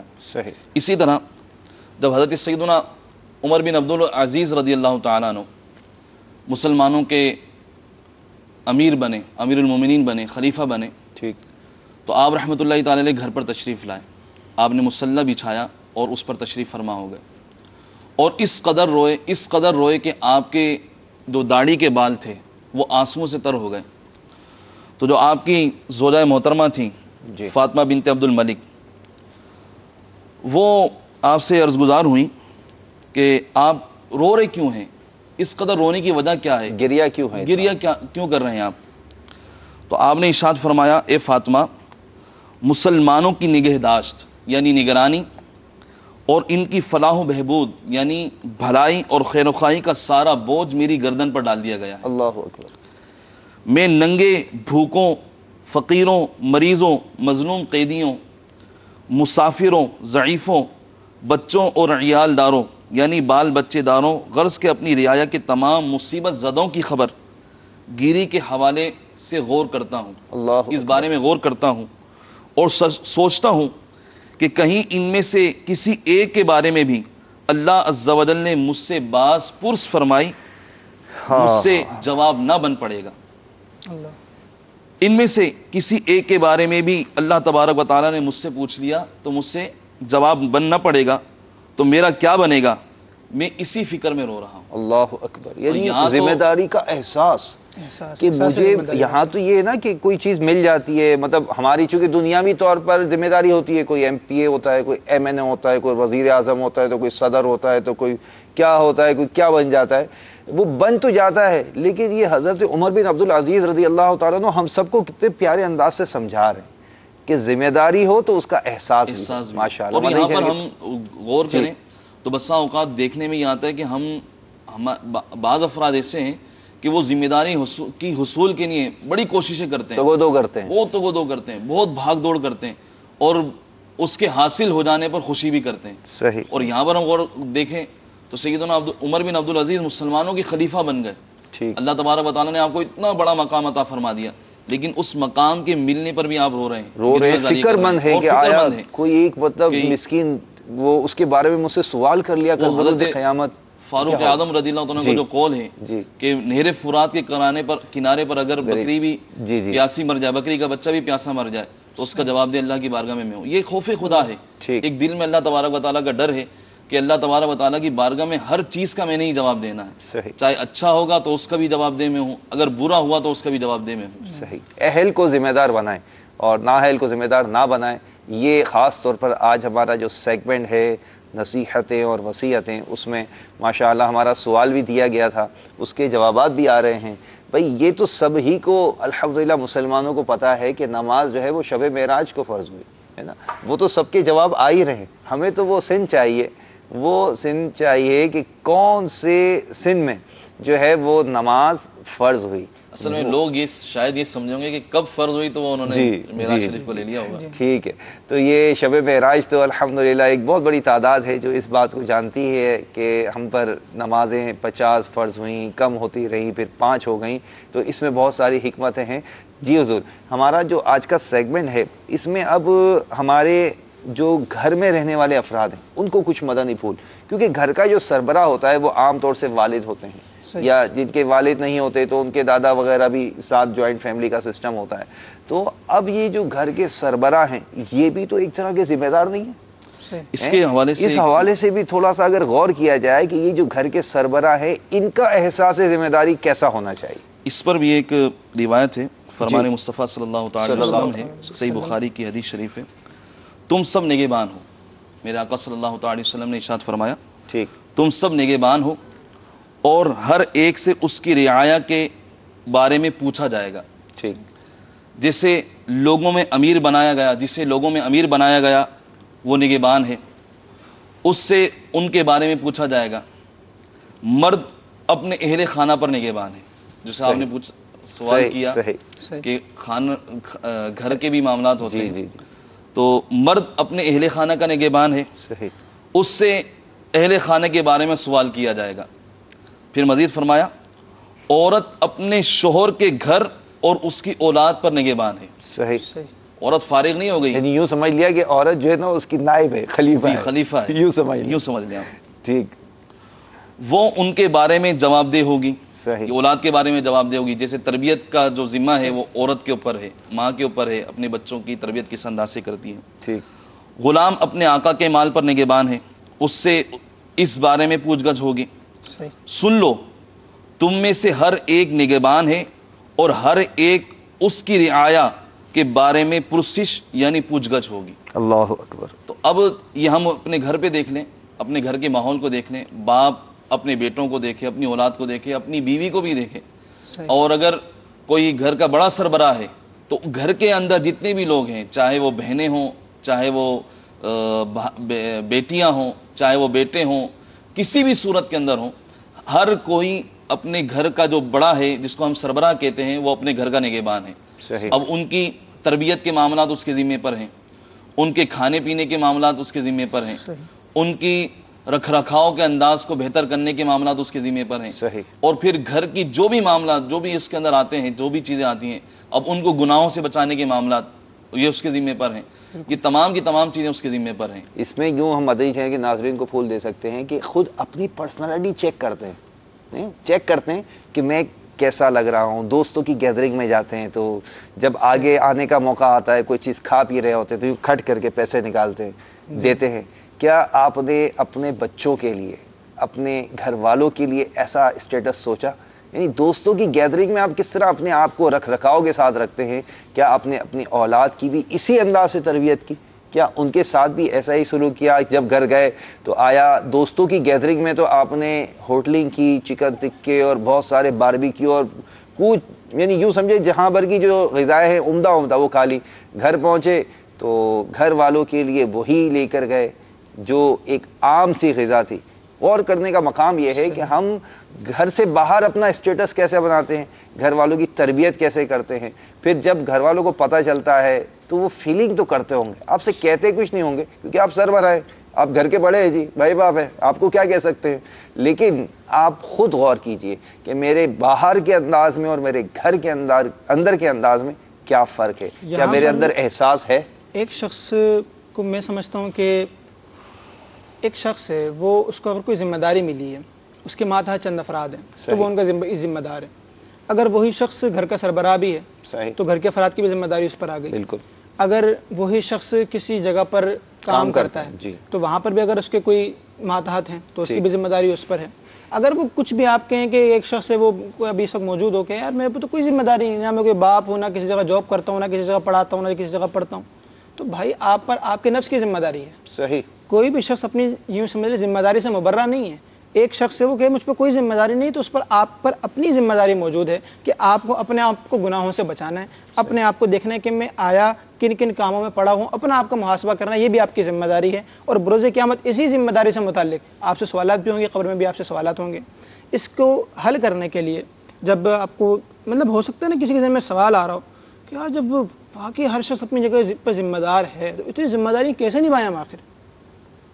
تو میرا مشورہ یہ ہے، ایک پرچہ لے لیجئے، اس میں مختلف آپ خانے بنائیے. اب وہ خانے آپ کی ذمہ داریوں کے حساب سے ہوں کہ اگر آپ مثال کے طور پر کوئی فیکٹری چلاتے ہیں تو آپ لکھیں کہ بھائی میں فیکٹری چلاتا ہوں اور وہاں کا میں ذمہ دار ہوں, وہاں پہ جو میرے ماتحت ہیں وہ میرے ماتحت ہیں, ٹھیک ہے.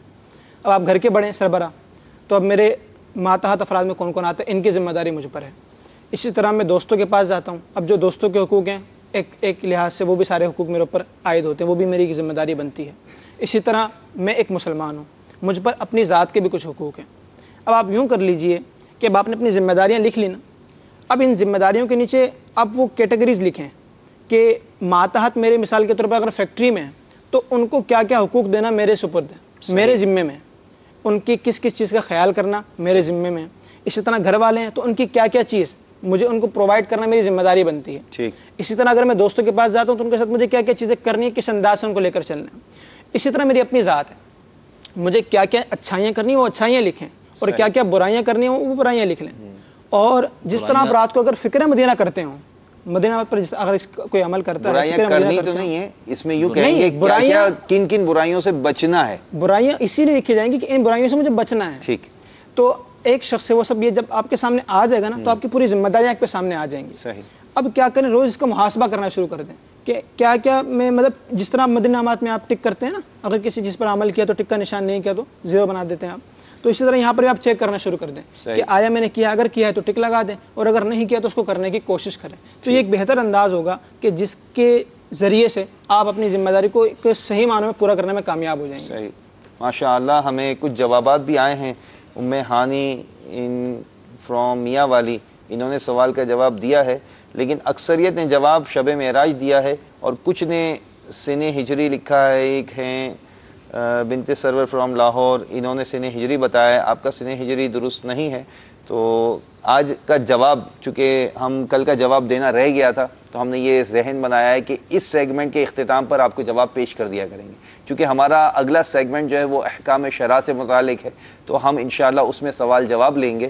وہ سیگمنٹ بھی انشاءاللہ ابھی ہوگا. حضور, اس کا جواب اگر آپ اپنے مبارک زبان سے عطا فرما دیں کہ نماز کون سے سن میں فرض ہوئی؟ نماز بعثت کے 11ویں سال, بعثت کے نبوت کے 11ویں سال بھی کہہ سکتے ہیں. جی ٹھیک. یعنی سرکار دو عالم صلی اللہ تعالیٰ علیہ وسلم کی یوں سمجھ لیں کہ اعلان نبوت فرمایا 40 سال کی عمر میں. ٹھیک. تو جب آپ 51 سال کی عمر کو پہنچے, یعنی نبوت کے 11 سال ہو چکے تھے, ٹھیک, تو اس وقت آپ صلی اللہ تعالیٰ علیہ وسلم کو معراج کا معجزہ عطا ہوا. صحیح. آپ علیہ السلام کو معراج عطا ہوئی, اور معراج پر جب آپ تشریف لے گئے تو وہاں پر آپ کو نمازیں عطا کی گئیں, اور اس وقت اس امت پر نمازیں فرض ہوئی. صحیح. تو نبوت کے 11ویں سال, بعثت کے 11ویں سال نماز فرض ہوئی, اور ہجرت اس کے 2 سال بعد ہوئی تھی. یعنی ہجرت سے 2 سال قبل نبوت اور بعثت کے 11ویں سال نماز مسلمانوں پر فرض ہوئی ہے. نبوت کے 11ویں سال, بعثت کے 11ویں سال مسلمانوں پر نماز فرض ہوئی. تو یہ یاد رکھیں, چونکہ ہم مسلمان ہیں, یہ بیسکس ہیں جو ہم مختلف سوالات اور فقہی پہلیوں کے انداز میں آپ کو کچھ سوالات دیتے ہیں.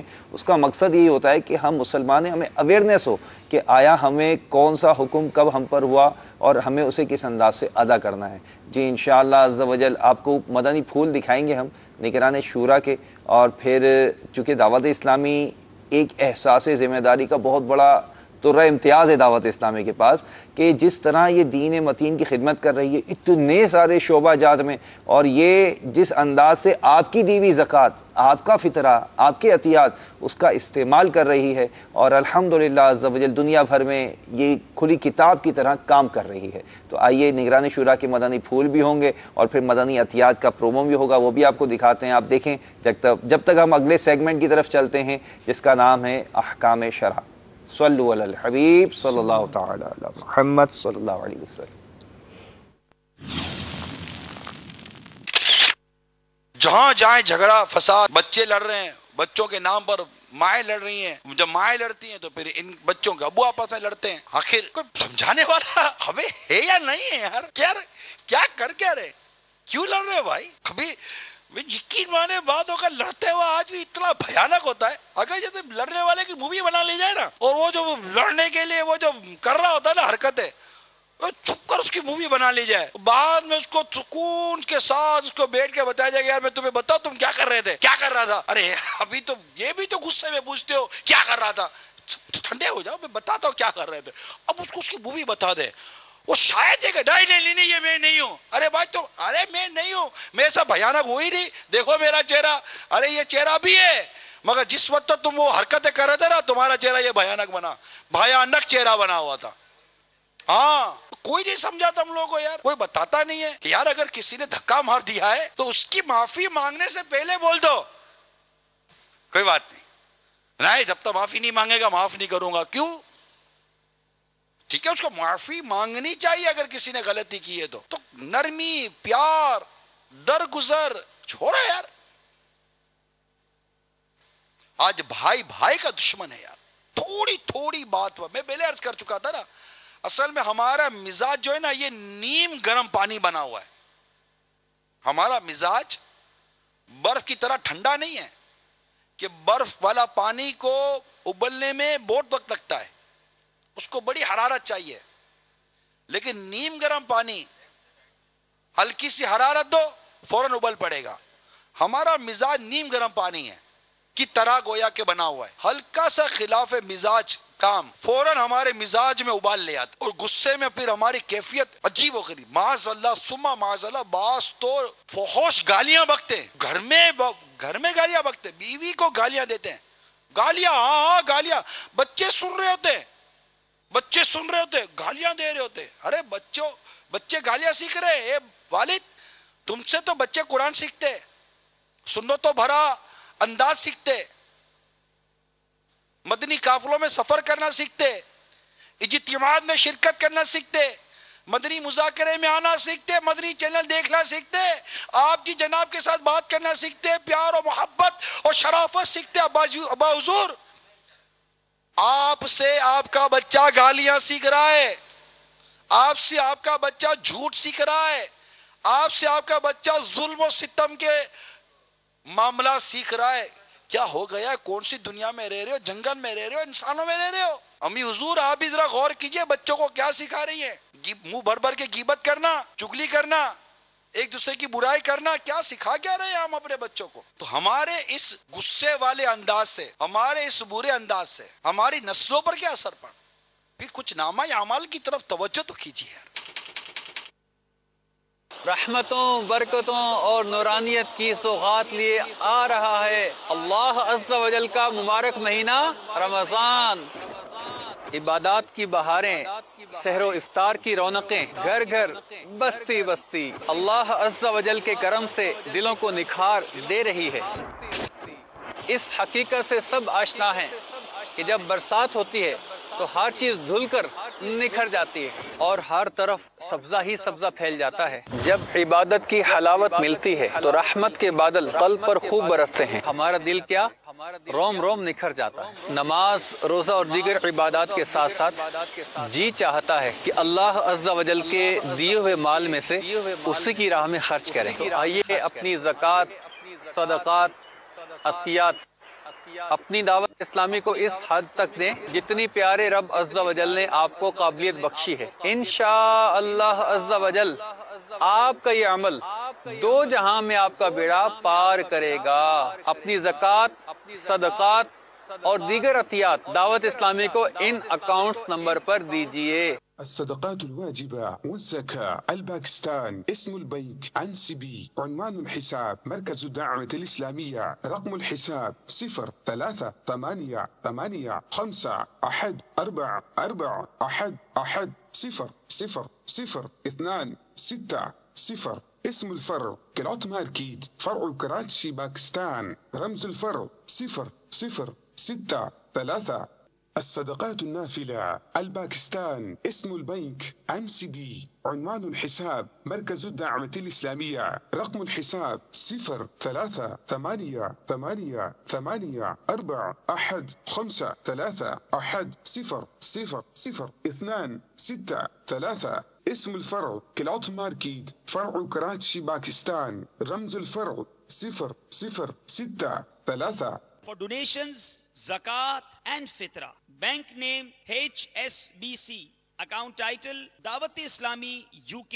Account number 73816567. Sort code 402715. For donations, sadaqat-e-nafila.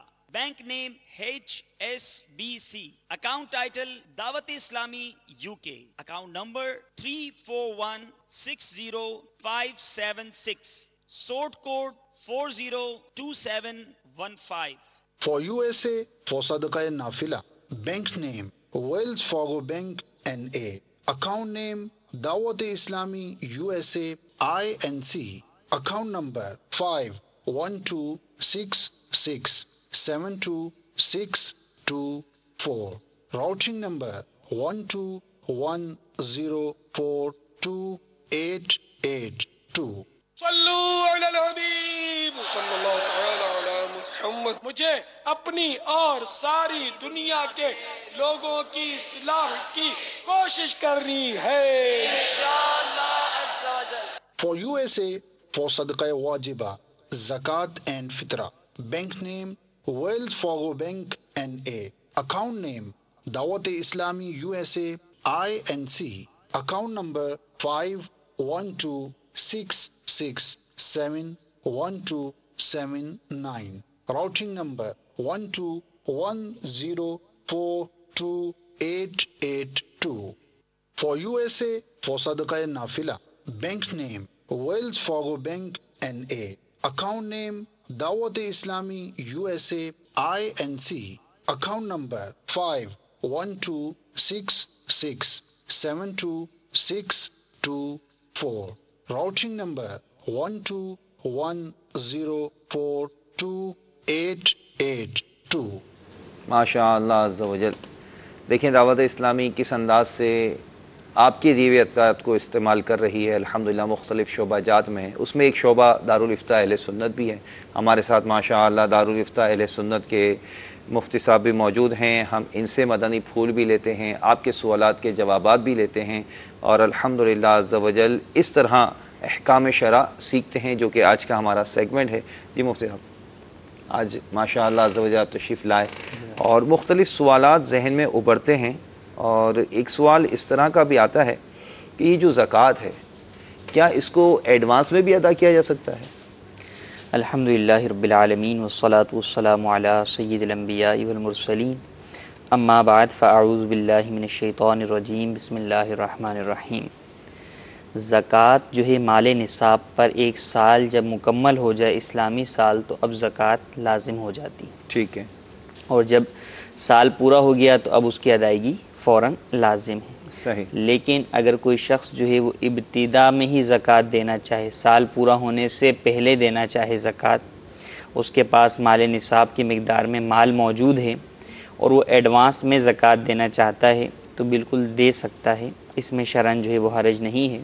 خیال اس بات کا رکھنا ہوگا کہ اگر اس نے ایڈوانس میں زکوٰۃ دے دی ایک اندازے کے مطابق میرے پاس اتنا مال ہے, مطلب اس کو یوں لے لیں مفتی صاحب کہ کسی پر جو ہے وہ نصاب کی جو مقدار ہے وہ شعبان میں ہو گئی. جی جی ہے نا. شعبان کی مثال کے طور پر 15 تاریخ لے لیں کہ شعبان کی 15 تاریخ کو مالک نصاب ہوگی.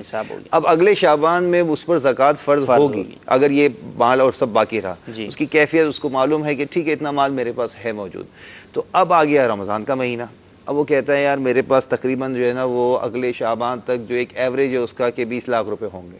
تو اب وہ اپنے 20 لاکھ کی جو زکوٰۃ ہے وہ اس رمضان میں ایڈوانس میں دے سکتا ہے. یوں اس کو لے لیجئے, دے سکتا ہے وہ اس رمضان کے اندر. خیال یہ رکھنا ہوگا کہ اب جب شعبان آئے گا نا, اگلا مالک نصاب کی جو تاریخ آئے گی اس تاریخ کو کیلکولیٹ کرے کہ کتنی جو ہے وہ میرے پاس مال موجود ہے, کتنا مال موجود ہے. آیا جو میں نے اندازہ لگایا تھا اتنا ہی ہے, زیادہ ہے, کم ہے. اگر تو اتنا ہی ہے تو زکوٰۃ اتنی ہی بنتی ہے جو وہ ادا کر چکا ہے, اس میں حرج نہیں. اور اگر جو ہے وہ اس کے اوپر مال زیادہ بڑھ گیا تو اب جتنی زکوٰۃ دی تھی وہ تو ادا ہو گئی, لیکن اب حساب لگانے میں جو مزید زکوٰۃ بنتی ہے وہ فوری طور پر ادا کرنا اس پر ضروری ہے. اور اگر کم ہو گیا, اس نے لگایا تھا 5 لاکھ کا حساب اور اس دفعہ 3 لاکھ روپے جو ہے وہ اس کے سال پر ہوئے, تو اب اس صورت میں جو اس نے اضافی زکوٰۃ دی ہے اسے اگلے سال کی زکوٰۃ میں بھی کاؤنٹ کر سکتا ہے. اچھا جی, اس کو اگلے سال کی زکوٰۃ کے اندر بھی شمار کر سکتا ہے.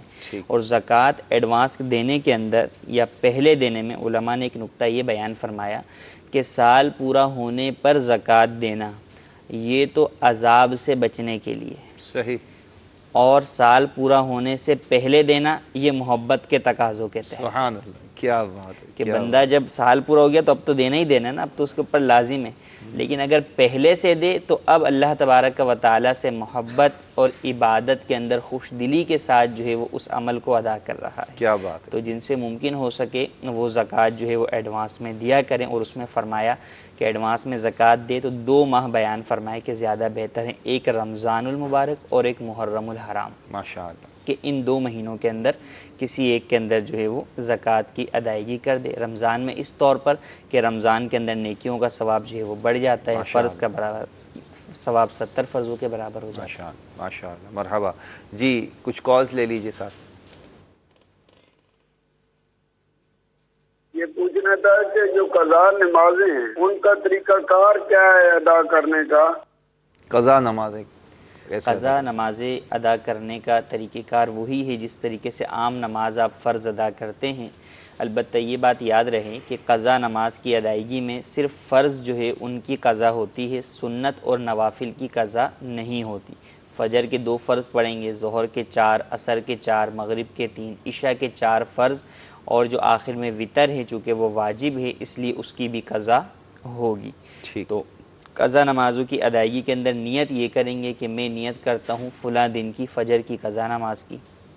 اگر کسی شخص کے ذمے بہت زیادہ قضا نمازیں ہو جائیں جسے قضائے عمری کہا جاتا ہے تو اب اس کے لیے یہ حکم ہے کہ وہ اپنے سنت غیر مؤکدہ اور نوافل کی جگہ پر اپنی قضا نمازیں ادا کرے تاکہ جلد از جلد جو ہے وہ اس کی قضا نمازیں ادا ہو جائیں. اور اس کے علاوہ بھی جتنا ممکن ہو سکے اپنے اوقات کار میں سے وقت نکال کر اپنی قضا نمازوں کے لیے مخصوص وقت رکھے.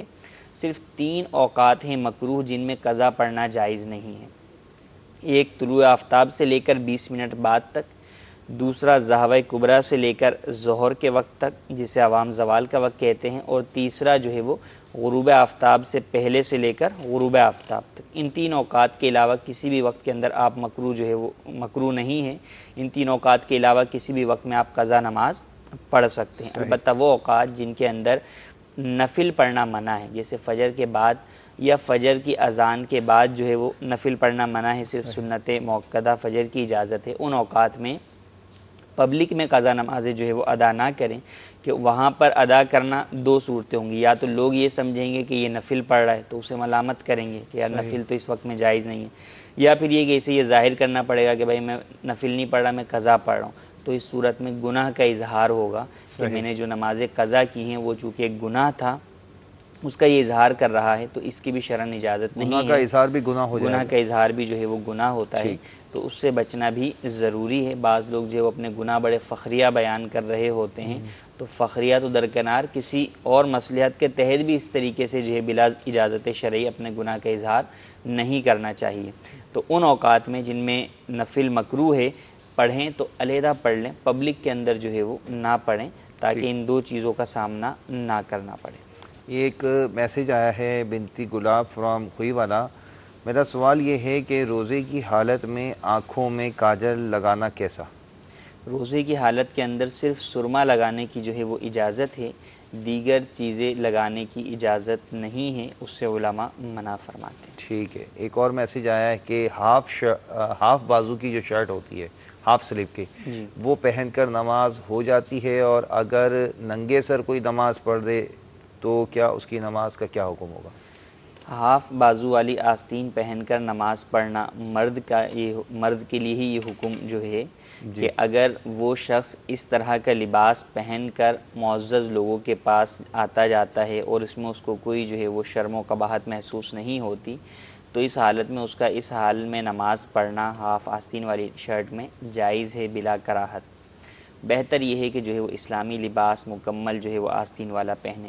اور اگر یہ ایسا شخص ہے جو کہ معزز لوگوں کے سامنے اس لباس میں نہیں جاتا تو اس صورت کے اندر اس کا مکمل آستین والے لباس کی موجودگی میں ہاف آستین والے لباس میں نماز پڑھنا مکروہ تنزیہی ہے. نماز تو اگرچہ ہو جائے گی لیکن بچنا بہتر ہے. ٹھیک. ننگے سر نماز پڑھنا. ننگے سر نماز پڑھنا، ننگے سر نماز پڑھنے کے 2 پہلو ہیں. اگر سستی و کاہلی کی وجہ سے جو ہے وہ پڑھ رہے ہیں تو یہ تو مکروہ تنزیہی ہے. اور اگر کوئی خشوع و خضوع کے اعتبار سے اللہ تبارک و تعالیٰ کی بارگاہ میں اپنے آپ کو ذلیل و مجبور جو ہے وہ پیش کرنے کی صورت کے اندر اپنے بالوں کو جو ہے وہ کھول دیتا ہے، اپنا سر جو ہے وہ ننگا کر دیتا ہے، تو یہ جو ہے وہ مستحب ہے۔ ٹھیک، ایک اور میسیج ہے، سلام، اگر عشاء کی نماز جماعت سے نہ پڑھ سکے ہوں تو وتر کی نماز جماعت کے ساتھ ادا کی جائے گی یا تنہا پڑھیں گے؟ وتر کی جماعت چونکہ صرف رمضان المبارک میں مستحب ہے اور یہ عشاء کی جماعت کے تابع ہے، تو اگر عشاء جو ہے وہ امام کے پیچھے ادا نہیں کی تو وتر علیحدہ ادا کریں، امام کے پیچھے ادا نہ کریں۔ ٹھیک ہے، 13 سال کے بچے کے لیے روزہ رکھنا فرض ہے کیا؟ بالکل، اگر وہ شخص 13 سال کا بچہ جو ہے وہ ایسا ہے کہ اس کے اندر جو ہے وہ صلاحیت ہے، جسمانی اعتبار سے روزہ رکھنے کے قابل ہے اور بالغ ہو گیا ہے اور نہیں ہوا ہے، دونوں مسئلہ بتا دیں۔ اگر بالغ ہو گیا ہے تو رکھنا ضروری ہے، فرض ہے، اور اگر بالغ نہیں ہوا تو اس اعتبار سے فرض نہیں ہے کہ اس کے اوپر بلوغت کے بعد احکام جاری ہوں گے، مکلف بعد میں ہوگا، لیکن والدین پر یہ لازم ہے کہ جب بچہ جو ہے وہ قابل استطاعت ہے روزے کا تو اس صورت کے اندر اسے روزہ رکھوائیں۔ ٹھیک ہے، کان میں پانی جانے سے کیا روزہ ٹوٹ جاتا ہے؟ کان میں پانی جانے سے روزہ نہیں ٹوٹتا۔ کچھ کالز بھی لے لیجیے سر۔ ایک سوال ہے چھوٹا جہا ساڈے کو، سبزی لیاندی سی بینگن تے سر وہ کٹیا تے اوتے اللہ دا نام لکھیا دوواں پاسے ہی تے اسی او سامبیا تے بارے پوچھنا سی کہ کی ادا اسی ہن کریے۔ کیا چیز انہوں نے کہا؟ اچھا، جو سبزی لی ہے انہوں نے، اس کو جب وہ کٹنگ کی ہے تو دونوں طرف ایسا ان کو محسوس ہو رہا ہے کہ اللہ کا نام لکھا ہے، اب کیا کریں، اس کو پکائیں یا کیا کریں؟ بالکل اسے پکا سکتے ہیں، جائز اس بات کا خیال بس رکھیں کہ جو اس کی کٹنگ وغیرہ کے اندر پھینکنے کی وہ صورت جو ہے وہ ایسی نہ ہو کہ جس میں بے ادبی کا پہلو کوئی نکلے، تو اسے جو ہے وہ پکا سکتے ہیں اور اس کو کھائیں۔ ماشاءاللہ۔ جی حضور، اگلی کال بھی لیجیے۔ ایک سوال پوچھنا تھا کہ جو دکان کا ایڈوانس دیا جاتا ہے مالکوں کو، اس میں سے جو زکوٰۃ ہے وہ ہمارے پہ فرض ہے یا نہیں؟ ٹھیک ہے، جو ایڈوانس میں کسی کو کوئی چیز بھی دی ہے، چاہے رقم دکان کی یا مکان کی دی ہے، اس کے حوالے ایڈوانس کے اندر جو آپ نے دیا ہوا ہے اور واپس ملنا ہے بعد میں آپ کو، کیونکہ دکان کی خریداری وغیرہ کا جو ایڈوانس ہے وہ تو چلا ہی جاتا ہے، وہ تو ملکیت ہی سامنے والی کی ہو جاتا ہے بطور سمن، بطور اس قیمت کے اس جگہ کے، لیکن کرائے وغیرہ کی صورت میں جو ایڈوانس دیا جاتا ہے اس کے اوپر زکوٰۃ جو ہے وہ دینے والے پر ہی لازم ہوگی، ہر سال اس پر زکوٰۃ لازم ہوتی رہے گی، اگر وہ خود نصاب کی مقدار میں ہے یا وہ اور اس شخص کا دوسرا مال مل کر نصاب کی مقدار کو پہنچتا ہے، تو زکوٰۃ ہر سال لازم ہوگی، البتہ ادائیگی اس وقت لازم ہوگی جبکہ وہ مکمل کا اس کو مال موصول ہو جائے، وہ ایڈوانس واپس مل جائے، یا اس میں سے کم از کم نصاب کے 5ویں حصے کی مقدار جو کہ 10.5 تولہ جو ہے وہ چاندی بنتا ہے، ان کو موصول ہو جائے۔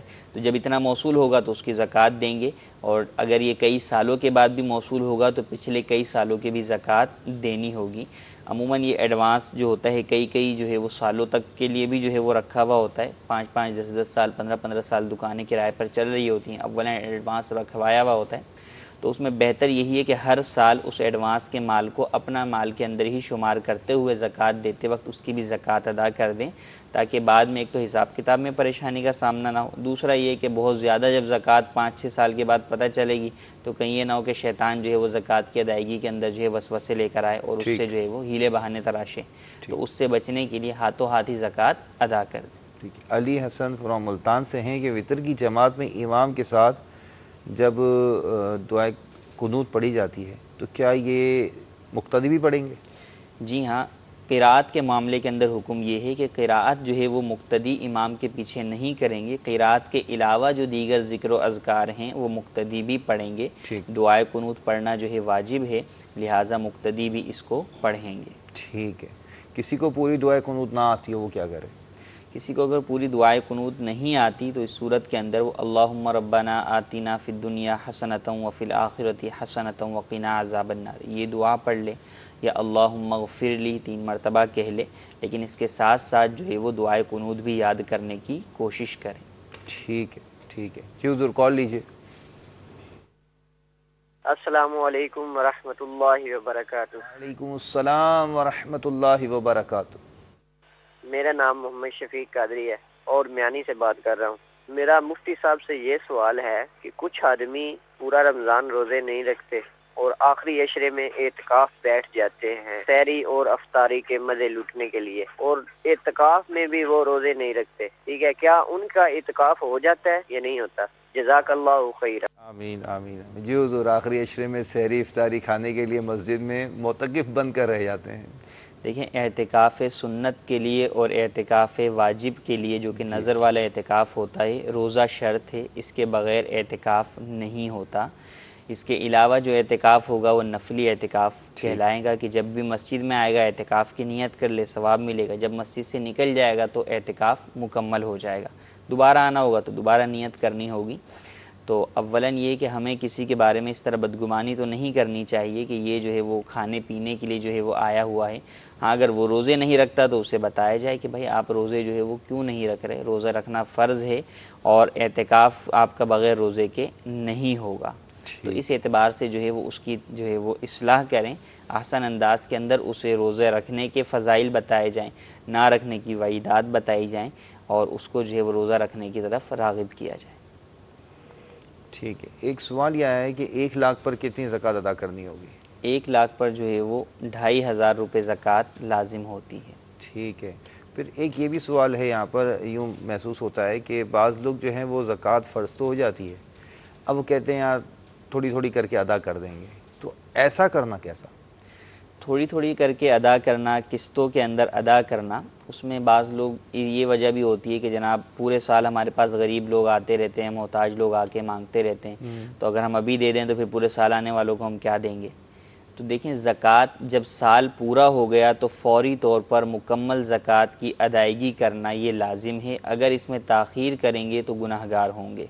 اور زکوٰۃ یہ نہیں ہے کہ آپ نے اپنے مال سے زکوٰۃ کے مال کو الگ کر کے رکھ لیا، اس سے زکوٰۃ ادا نہیں ہوئی۔ لوگ یہی سمجھتے ہیں کہ اب جیسے مثال کے طور پر کسی کی 1 لاکھ روپے ایک مثال زکوٰۃ بنی، تو اب وہ 1 لاکھ روپے کی زکوٰۃ جو ہے نا نکال کے انہوں نے الگ رکھ دی، اور اب اس 1 لاکھ روپے کی زکوٰۃ جو ہے اس زکوٰۃ کے اندر انہوں نے ترکیب یہ بنائی کہ اب اس زکوٰۃ کو جو ہے وہ کوئی آیا اس کو 5000 دے دیے، کوئی آیا اس کو 10000 دے دیے، وہ نکال کے الگ تو کر دیے، کانسیپٹ یہ ہے۔ جی، تو نکالنے سے زکوٰۃ ادا نہیں ہوگی، زکوٰۃ اس وقت ادا ہوگی جب کہ مستحق کے زکوٰۃ کی ملکیت میں پہنچ جائے، تاکہ آپ نے کسی کو دی، کسی وکیل کو بھی دی کہ بھئی یہ زکوٰۃ فلاں تک پہنچا دیں، جب تک وہ وکیل آگے نہیں پہنچائے گا اس وقت تک تو آپ کی زکوٰۃ ادا نہیں ہوئی۔ وہ وکیل ہے، وہ پہنچانے والا ہے، اگر پہنچانے سے پہلے ہلاک ہو گئی تو اس صورت میں بھی آپ کی زکوٰۃ ادا نہیں ہوگی۔ صحیح۔ تو اس بات کا خیال رکھنا ضروری ہے کہ ہم جو زکوٰۃ کی ادائیگی خود کرتے ہیں جہاں پر،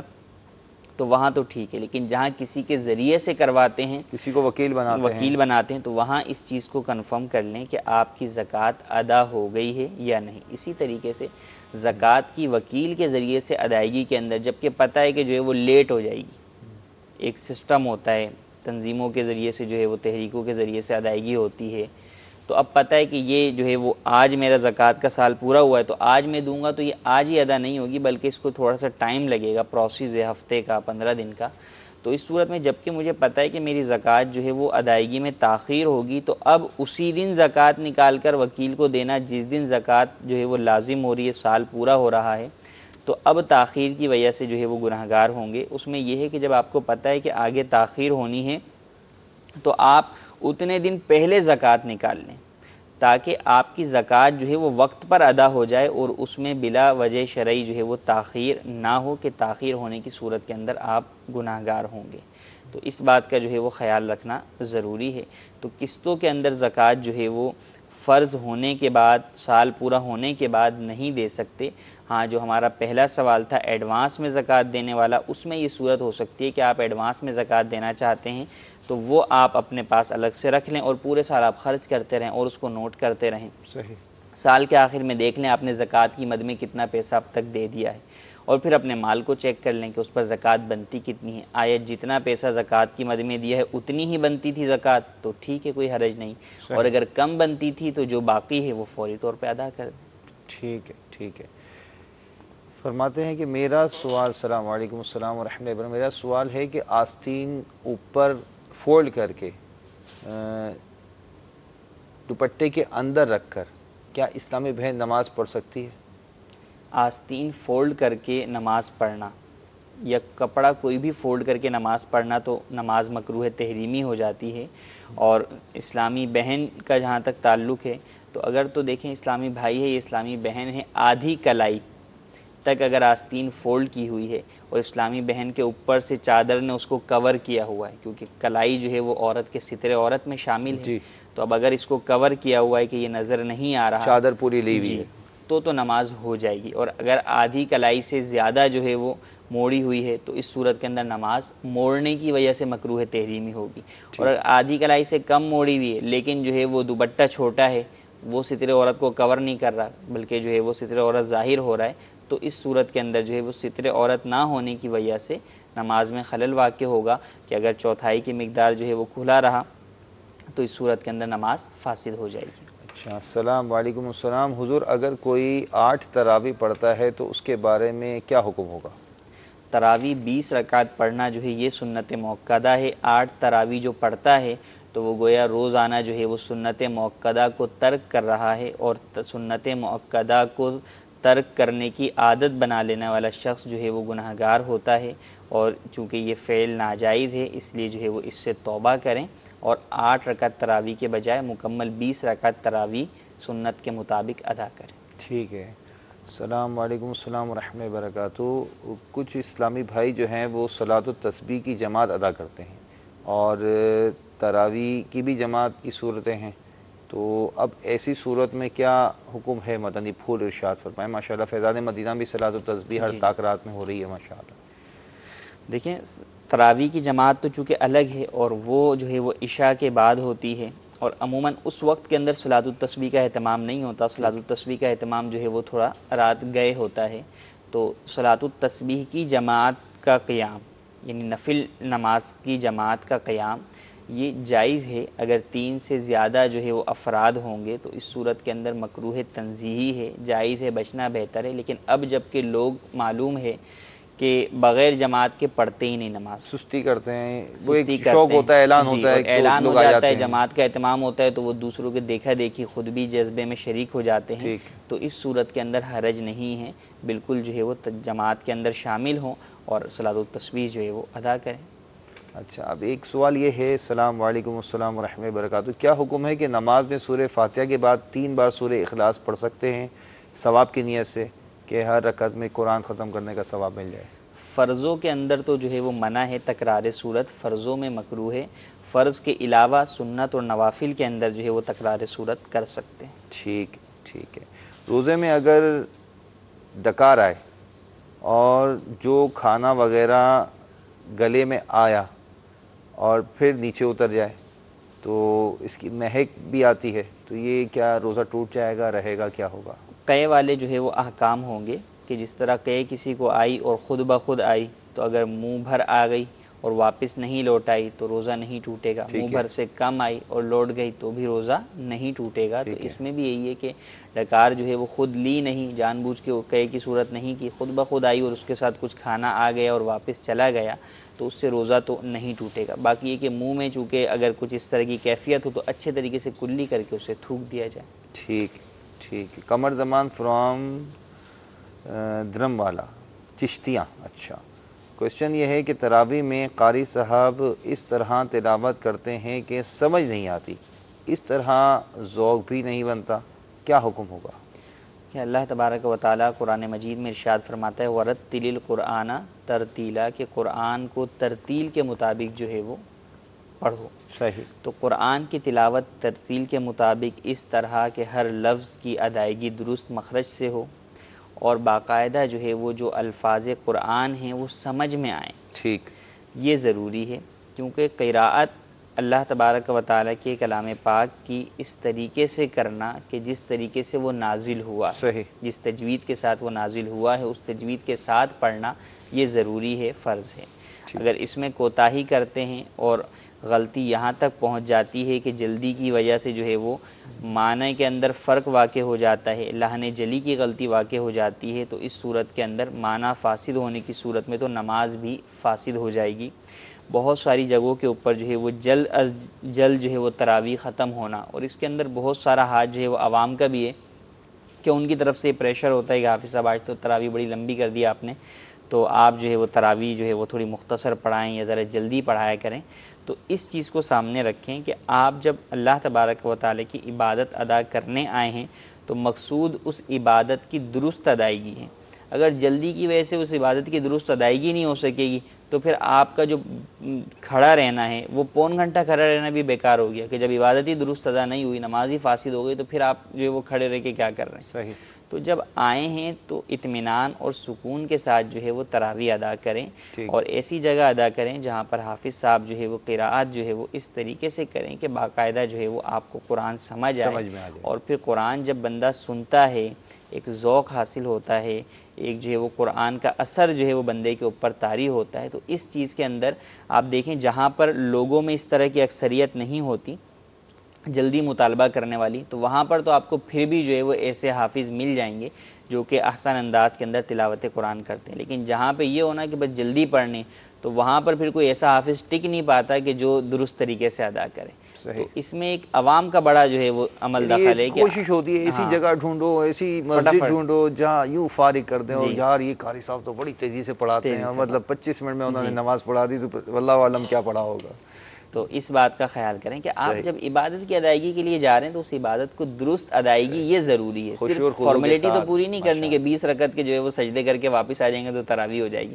تو جب معلوم ہی یہ ہے آپ کو کہ عبادت پوری کرنی ہے تو اس صورت کے اندر ایسی جگہ تراویح ادا کریں جہاں پر درست طریقے سے قرآن کی تلاوت ہو. جو حافظین ہیں ان پر بھی یہ لازم ہے کہ عوام کا پریشر کچھ بھی ہو ان کو اللہ کے ہاں خود جواب دے. بالکل درست قرآن پڑھنا. پیچھے جتنے کھڑے ہوئے ہیں ان کے ضامن یہ امام صاحب ہیں. تراویح کے اندر اگر جو ہے وہ غلطی ہوگی, یہ غلط قرآن پڑھیں گے تو ان سے پوچھا جائے گا, ان سب کی نمازیں برباد ہوں گی, ان سے پوچھا جائے گا.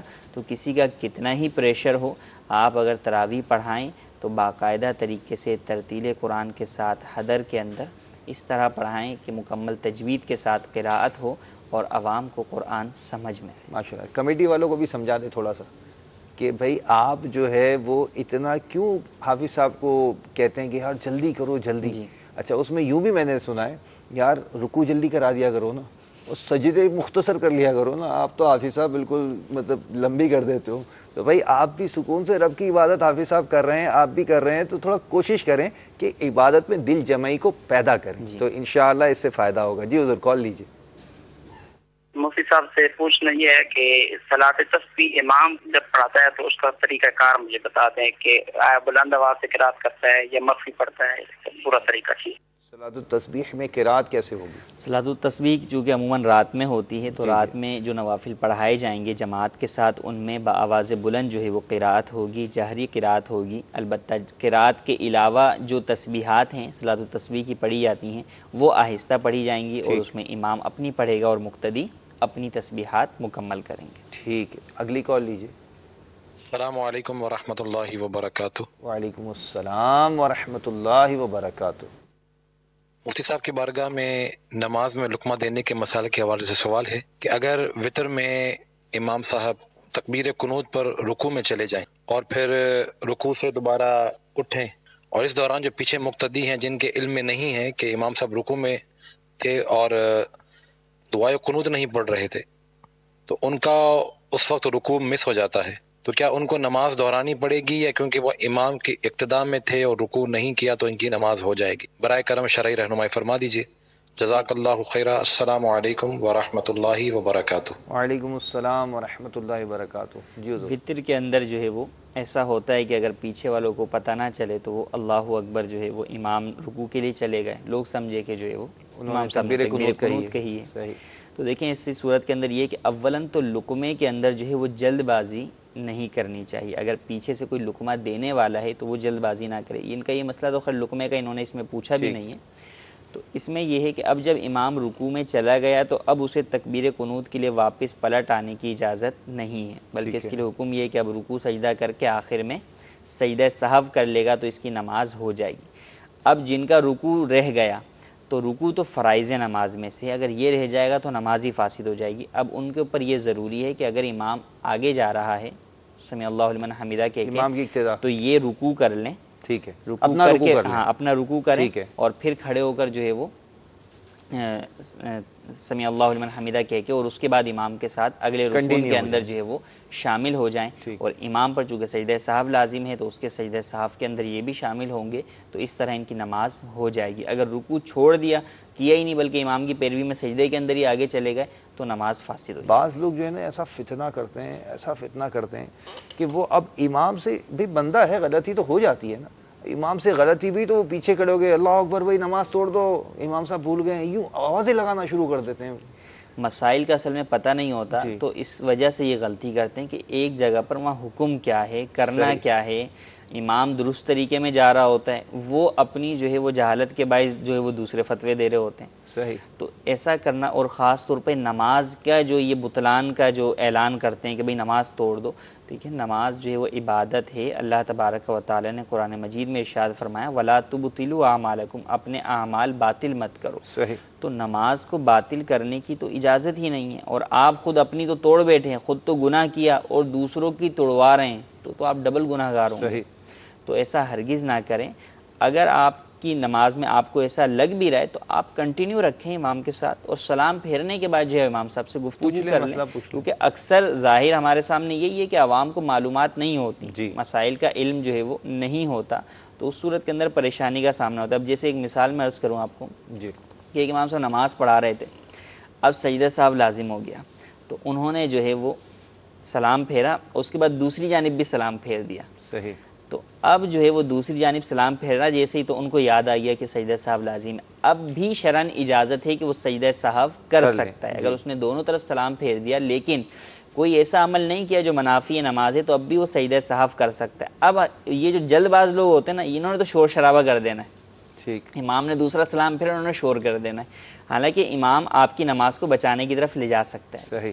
وہ اگر سجدہ صاحب میں چلا جائے اور پھر اٹھ کر جو اتحیات مکمل کر کے نماز پڑھ لے، تو سلام پھیر لے، تو آپ کی نماز مکمل ہو جائے گی۔ تو اس لیے اولاً تو دیکھیں ہمیں خود ہی مسائل نماز آنے چاہیے، قطع نظر امامت کے اور جماعت کے، کہ جب آپ نماز پڑھیں گے تو آپ کو بھی تو یہ صورتیں پیش آ سکتی ہیں کہ آپ پر کب سجدہ صاحب لازم ہو رہا ہے، آپ ہر دفعہ جو ہے وہ نمازی توڑ کے بیٹھے ہوں، تو یہ بھی تو درست نہیں ہے نا۔ علم دین سیکھنا جو ہے وہ ضروری ہے۔ اب سجدہ صاحب لازم تھا، بجائے اس کے کہ میں سجدہ صاحب کرتا، میں نے ٹھک کر کے نماز توڑ دی۔ تو ایسا جو ہے وہ نہ کریں، مسائل نماز سیکھیں۔ سجدہ صحف کے مسائل بہت اہم مسائل ہوتے ہیں، ان کو سیکھیں۔ بہار شریعت پہلا جلد اور حصہ نمبر 4 میں پورا باب ہے سجدہ صحف کا بیان، اس کو پڑھیں، اس میں کئی صورتیں جو ہے وہ لکھی ہیں، اگر اسے اچھے طریقے سے سمجھ کر ذہن نشین کر لیں گے تو کئی صورتیں واضح ہو جائیں گی انشاءاللہ۔ پھر یہاں ہم ان کو یوں بھی سمجھا دیتے ہیں کہ بھئی دیکھیں، جب امام کو دیکھیں نا کہ امام رکوع میں چلا گیا، تو اب آپ سوچیں نا، امام کی اقتدا کر لیں، بھلے آپ کی سمجھ میں نہیں آ رہا، آپ نے دیکھا آپ پہلی صف والے اگر کھڑے ہوئے ہیں مثال کے طور پر، بہت آسان سا مسئلہ ہے، اتنا مشکل نہیں، کہ جب امام کو دیکھا کہ انہوں نے تکبیر کہی اور تکبیر قنوت نہیں بلکہ رکوع میں چلے گئے، تو جو پیچھے کھڑے ہیں فوراً رکوع میں چلے جائیں، اس کے پیچھے والے پھر فوراً رکوع میں چلے جائیں۔ تو یوں دیکھتے دیکھتے ابتدا میں یہ احساس نہیں ہوا کہ امام جو ہے وہ قنوت کے اندر ہے یا رکوع کے اندر ہے، لیکن آپ قنوت پڑھ رہے تھے اور آپ کو احساس ہوا کہ امام صاحب رکوع میں، تو اب بھی فوری طور پہ آپ رکوع میں جائیں، یہ نہیں کہ آپ بولیں میں تو اپنی قنوت پوری کر ہی لوں، امام صاحب کی رہ گئی تو رہ گئی، میری تو نہ رہے نا، تو ایسا نہ کریں، امام کی جو ہے وہ مطابقت لازم ہے تو اس کو پورا کریں۔ ٹھیک ہے انشاءاللہ۔ جی حضور اگلی کال لیجیے۔ میرا مفتی صاحب سے یہ سوال ہے کہ گھر میں نماز ادا کرنے کے لیے خانہ کعبہ کی قبلہ کی سمت اندازے سے طے کر سکتے ہیں، یا اس کا کوئی طے کرنے کا کوئی فکس طریقہ ہے جسے طے کرنی پڑتی ہے؟ جی حضور۔ دیکھیں، استقبال قبلہ تو شرائط نماز میں سے ہے، اگر یہی فوت ہو گیا تو نماز آپ کی شروع ہی نہیں ہوگی۔ اب تو جو ہے وہ مختلف قسم کے جدید ذرائع ہیں جن کے ذریعے سے آپ استقبال قبلہ معلوم کر سکتے ہیں، کمپاس ہیں ان کے ذریعے سے معلوم کر سکتے ہیں، کئی سافٹ ویئرز آتے ہیں۔ اگر یہ نہ بھی ہوں، یہ چیزیں آپ کو دستیاب نہ بھی ہوں، تو آپ وہاں پر قریبی مسلمانوں سے پوچھ سکتے ہیں کہ قبلہ جو ہے وہ کس جانب ہے، یا مسجد کے قبلوں کو دیکھ کر جو ہے وہ آپ آئیڈیا لگا سکتے ہیں کہ قبلہ کس جانب ہے۔ تو اولاً جو ہے وہ کمپاس اور دیگر ذرائع سے جو ہے وہ معلوم کرنے کی کوشش کریں درست قبلہ، اور قبلہ درست ہونے کے بعد جو ہے وہاں پر کریں۔ ہاں، جہاں پر کوئی بھی ذریعہ نہ ہو، آپ کسی ایسی جگہ پر چلے گئے، راستے میں ہیں، سفر کے اندر ہیں، وہاں پر آپ کے پاس کمپاس بھی نہیں ہے، مسجد بھی نہیں دکھائی دے رہی، مسلمان بھی وہاں موجود نہیں ہیں جن سے آپ پوچھیں، تو اب کیا کریں گے استقبال قبلہ کے لیے؟ اب آپ تحری کریں گے، اندازہ لگائیں گے قبلہ کس جانب ہے، تو جس جانب آپ کا زیادہ دھیان جمے گا، ظن غالب ہوگا کہ قبلہ اس طرف ہے، اس طرف رخ کر کے نماز پڑھیں گے تو نماز ہو جائے گی۔ ٹھیک ہے، یہ سوال ہے روزے کی حالت میں ڈرپ لگوانا کیسا اور روزے کی حالت میں ڈراپ ڈالنا کیسا؟ روزے کی حالت میں جو ہے وہ کان میں ڈراپ جو ہے وہ ڈال سکتے ہیں، آنکھوں میں ڈالنے کی اجازت نہیں ہے۔ اور جہاں تک ڈرپ کا تعلق ہے تو بلا ضرورت جو ہے وہ ڈرپ نہ لگوائی جائے، ہاں ضرورت ہے تو اس صورت کے اندر لگوا سکتے ہیں، اس سے روزہ نہیں ٹوٹے گا۔ ٹھیک ہے، ایک اسماعیل بھائی کہتے ہیں کہ کسی سبب سے روزہ ٹوٹ گیا، نہ رکھ سکے، تو اب اس کا کفارہ کیا ہے؟ توڑنے پر کیا کفارہ ہے؟ روزہ ٹوٹ گیا تو اب اس میں دیکھیں کئی صورتیں ہوتی ہیں، کیونکہ روزہ توڑنے کی بعض صورتیں وہ ہیں جن میں صرف قضا لازم ہوتی ہے، ٹھیک ہے، بعض صورتیں وہ ہیں جن میں کفارہ لازم ہوتا ہے۔ جن میں تو قضا لازم ہے ان میں تو صرف قضا ہی رکھیں گے، اگر بلا عذر شرعی توڑا ہے تو گناہگار ہوئے، توبہ بھی کریں گے اور قضا کریں گے۔ اور جن صورتوں میں کفارے کی شرائط پائی جائیں گی وہاں پر کفارہ جو ہے وہ لازم ہوگا، اور کفارہ 2 ماہ کے مسلسل روزے رکھنا ہوتا ہے۔ 2 ماہ کے مسلسل روزہ کا جب حکم بیان کیا جاتا ہے، اس سے اگلا حکم ہے 60 مسکینوں کو کھانا کھلانا۔ تو وہ یہ ہے کہ اگر کوئی شخص روزہ رکھنے پر قادر نہیں ہے تو اس کے لیے ہے کہ وہ 60 مسکینوں کو کھانا کھلائے، یا ہر دوسرا فرد ہی دوسرے والے آپشن پہ عمل کرنے کے لیے تیار بیٹھا ہوتا ہے کہ بھئی 60 مسکینوں کو کھانا کھلا دیتا ہوں، لیکن یہ ہر ایک کے لیے حکم نہیں ہے۔ تو وہ یہی کہتے ہیں کہ ہم کہاں رکھ سکتے ہیں روزے، ہماری اتنی پوزیشن ایک نہیں رکھا گیا تو جو ہے وہ 60 کہاں سے رکھے جائیں گے؟ تو ان سے عرض یہ ہے کہ رکھنے تو آپ پر ضروری ہیں، آپ سے ایک غلطی ہوئی ہے، بلا عذر شرعی ہوئی ہے، جان بوجھ کر ہوئی ہے، جبھی کفارے میں شرائط لگا دی گئی، ہر صورت میں کفارہ نہیں ہے۔ جب بالکل ہی ایک بندہ پورا ہی جو ہے وہ جرم جان بوجھ کے جو ہے وہ کر رہا ہے اور ہر طریقے سے جو ہے وہ اس سے نفع اٹھا کر اس نے جو ہے وہ نافرمانی کی ہے رب کی، تو اب اس پر بطور سزا جو ہے وہ کفارہ لازم ہوتا ہے۔ تو کفارے کے روزے رکھنا لازم ہے۔ کفارے کے روزوں کے بدلے میں مسکینوں کو کھانا کھلانا صرف شیخ فانی کے لیے ہے، کہ وہ شیخ فانی جو کہ بڑھاپے کی وجہ سے روزہ رکھنے پر قادر نہیں ہے، نہ ابھی نہ آئندہ کوئی ایسی امید ہے، تو اس کو اجازت ہوتی ہے کہ وہ جو ہے وہ 60 روزوں کے بدلے میں 60 مسکینوں کو کھانا کھلا دے۔ لیکن عام حالت ہے روزہ رکھتے ہیں، رمضان کے بھی رکھتے ہیں، صرف یہ کہ میں 2 مہینے کے کیسے روزے رکھوں گا اس کا اعتبار نہیں ہوگا، اور روزوں کے اندر وہ دن جو ہے وہ لینے ہوں گے جن کے اندر گیپ نہ آئے۔ ٹھیک، تو اس کا خیال رکھیں کہ ذی الحجہ کے ایام بیچ میں نہ آئیں، کیونکہ ذی الحجہ کے جو 4 دن ہیں 10 11 12 13 ان میں روزہ رکھنا جائز نہیں ہے۔ تو اس کا خیال کرتے ہوئے جو ہے وہ اپنے 60 روزے کفارے کے طور پہ ادا کرنے ہوں گے، جس پر کفارہ لازم ہوگا۔ ٹھیک ہے، اب یہ انہوں نے لکھا ہے کہ میرے ہسبینڈ نے میسج کے اوپر 3 بار طلاق لکھ کر دی ہے، تو کیا طلاق ہو جائے گی؟ اس کا آنسر دے دیں۔ طلاق کا مسئلہ دیکھیں کافی جو ہے وہ پیچیدہ ہوتا ہے، اور اس کے اندر الفاظ پر دار و مدار موجود ہوتا ہے۔ اب کیا الفاظ لکھ کر بھیجے اس کا ہمیں علم نہیں ہے، تو طلاق کے مسئلے کے لیے جب بھی یہ مسئلہ درپیش ہو تو اس کے لیے واٹس ایپ یا میسیجز کے اوپر سوال پوچھنے کے بجائے آپ بالمشافہ جو ہے وہ وہاں رابطہ کریں۔ دارالفتہ اہل سنت کے اندر فون پر یا تو رابطہ کریں، یا آپ کے قریب میں اگر کوئی سنی مفتی صاحب یا دارالفتہ اہل سنت موجود ہے تو وہاں رابطہ کر کے مکمل صورتحال بیان کریں، میسیج ان کو دکھائیں، تو پھر وہ مکمل ڈیٹیل جاننے کے بعد آپ کو جواب دیا جا سکے۔ ٹھیک ہے، السلام علیکم السلام ورحمۃ اللہ وبرکاتہ۔ حضور اگر کوئی 2-3 دن تراویح پڑھے پھر تیسرے دن چھوڑ دے تو کیا اس کو چھوڑنے کی عادت کہا جائے گا؟ بلا عذر شرعی چھوڑے گا، ایک دن چھوڑنے کی وجہ سے تو عادت میں شمار نہیں کریں گے، لیکن اگر جو ہے وہ 2-3 دن پڑھ کے پھر آگے ساری چھوڑ دیتا ہے تو یہ عادت ہے اور اس صورت کے اندر گناہ گار ہوگا۔ ٹھیک ہے، اسلامی بہن جماعت کے ساتھ تراویح پڑھ سکتی ہے؟ کئی مرتبہ سوال آیا ہے، ایک مرتبہ پھر جواب دیں۔ اسلامی بہنیں جو ہے وہ علیحدہ جو ہے وہ تراویح ادا کریں، اپنے اپنے گھروں پر ادا کریں۔ صحیح جی، حضور کال لیجیے۔ سر یہ ہے کہ صبح سویرے میں اور میری مسز بیٹھے ہوئے تھے، ہاں سر، تو ہم بیٹھے ہوئے تھے تو मेरी मिसेज जो थी मेरे साथ, मैंने उनको कोई काम कह दिया, उन्होंने मुझे नाउज़ बिल्लाह माज़अल्लाह आगे मिसाल के तौर कह दिया, आप भी हमारे लिए नबी, ऐसे अल्फाज कहे और फिर इस अल्फाज पे चुप हो गई। तो मैं पूछ रहा था सर, फिर मैंने गुस्से में कह दिया आगे से कि भाई आप खुद भी गुनाह कमाओ, हमें भी कमाओ, हमें भी मौका देते हो, ऐसे बातें मत किया करो। तो पूछना था क्या ऐसे निकाह कोई फर्क तो नहीं पड़ता, या ये कोई ऐसा गुनाह तो नहीं है? जी हुजूर। सियाक व सबाक जो है वो कलाम का वाज़े नहीं है कि गुफ्तगू वो कह रहे हैं कि आधी करके वो खामोश हो गई। नबी यानी ये क्या गुफ्तगू थी, किसी को नबी कहना ये तो जो है वो सरी कुफ्र है कि नबी करीम सल्लल्लाहु अलैहि वसल्लम के बाद तो वैसे ही कोई नबी नहीं आ सकता, और गैर नबी को नबी कहना जो है वो ये कुफ्र है।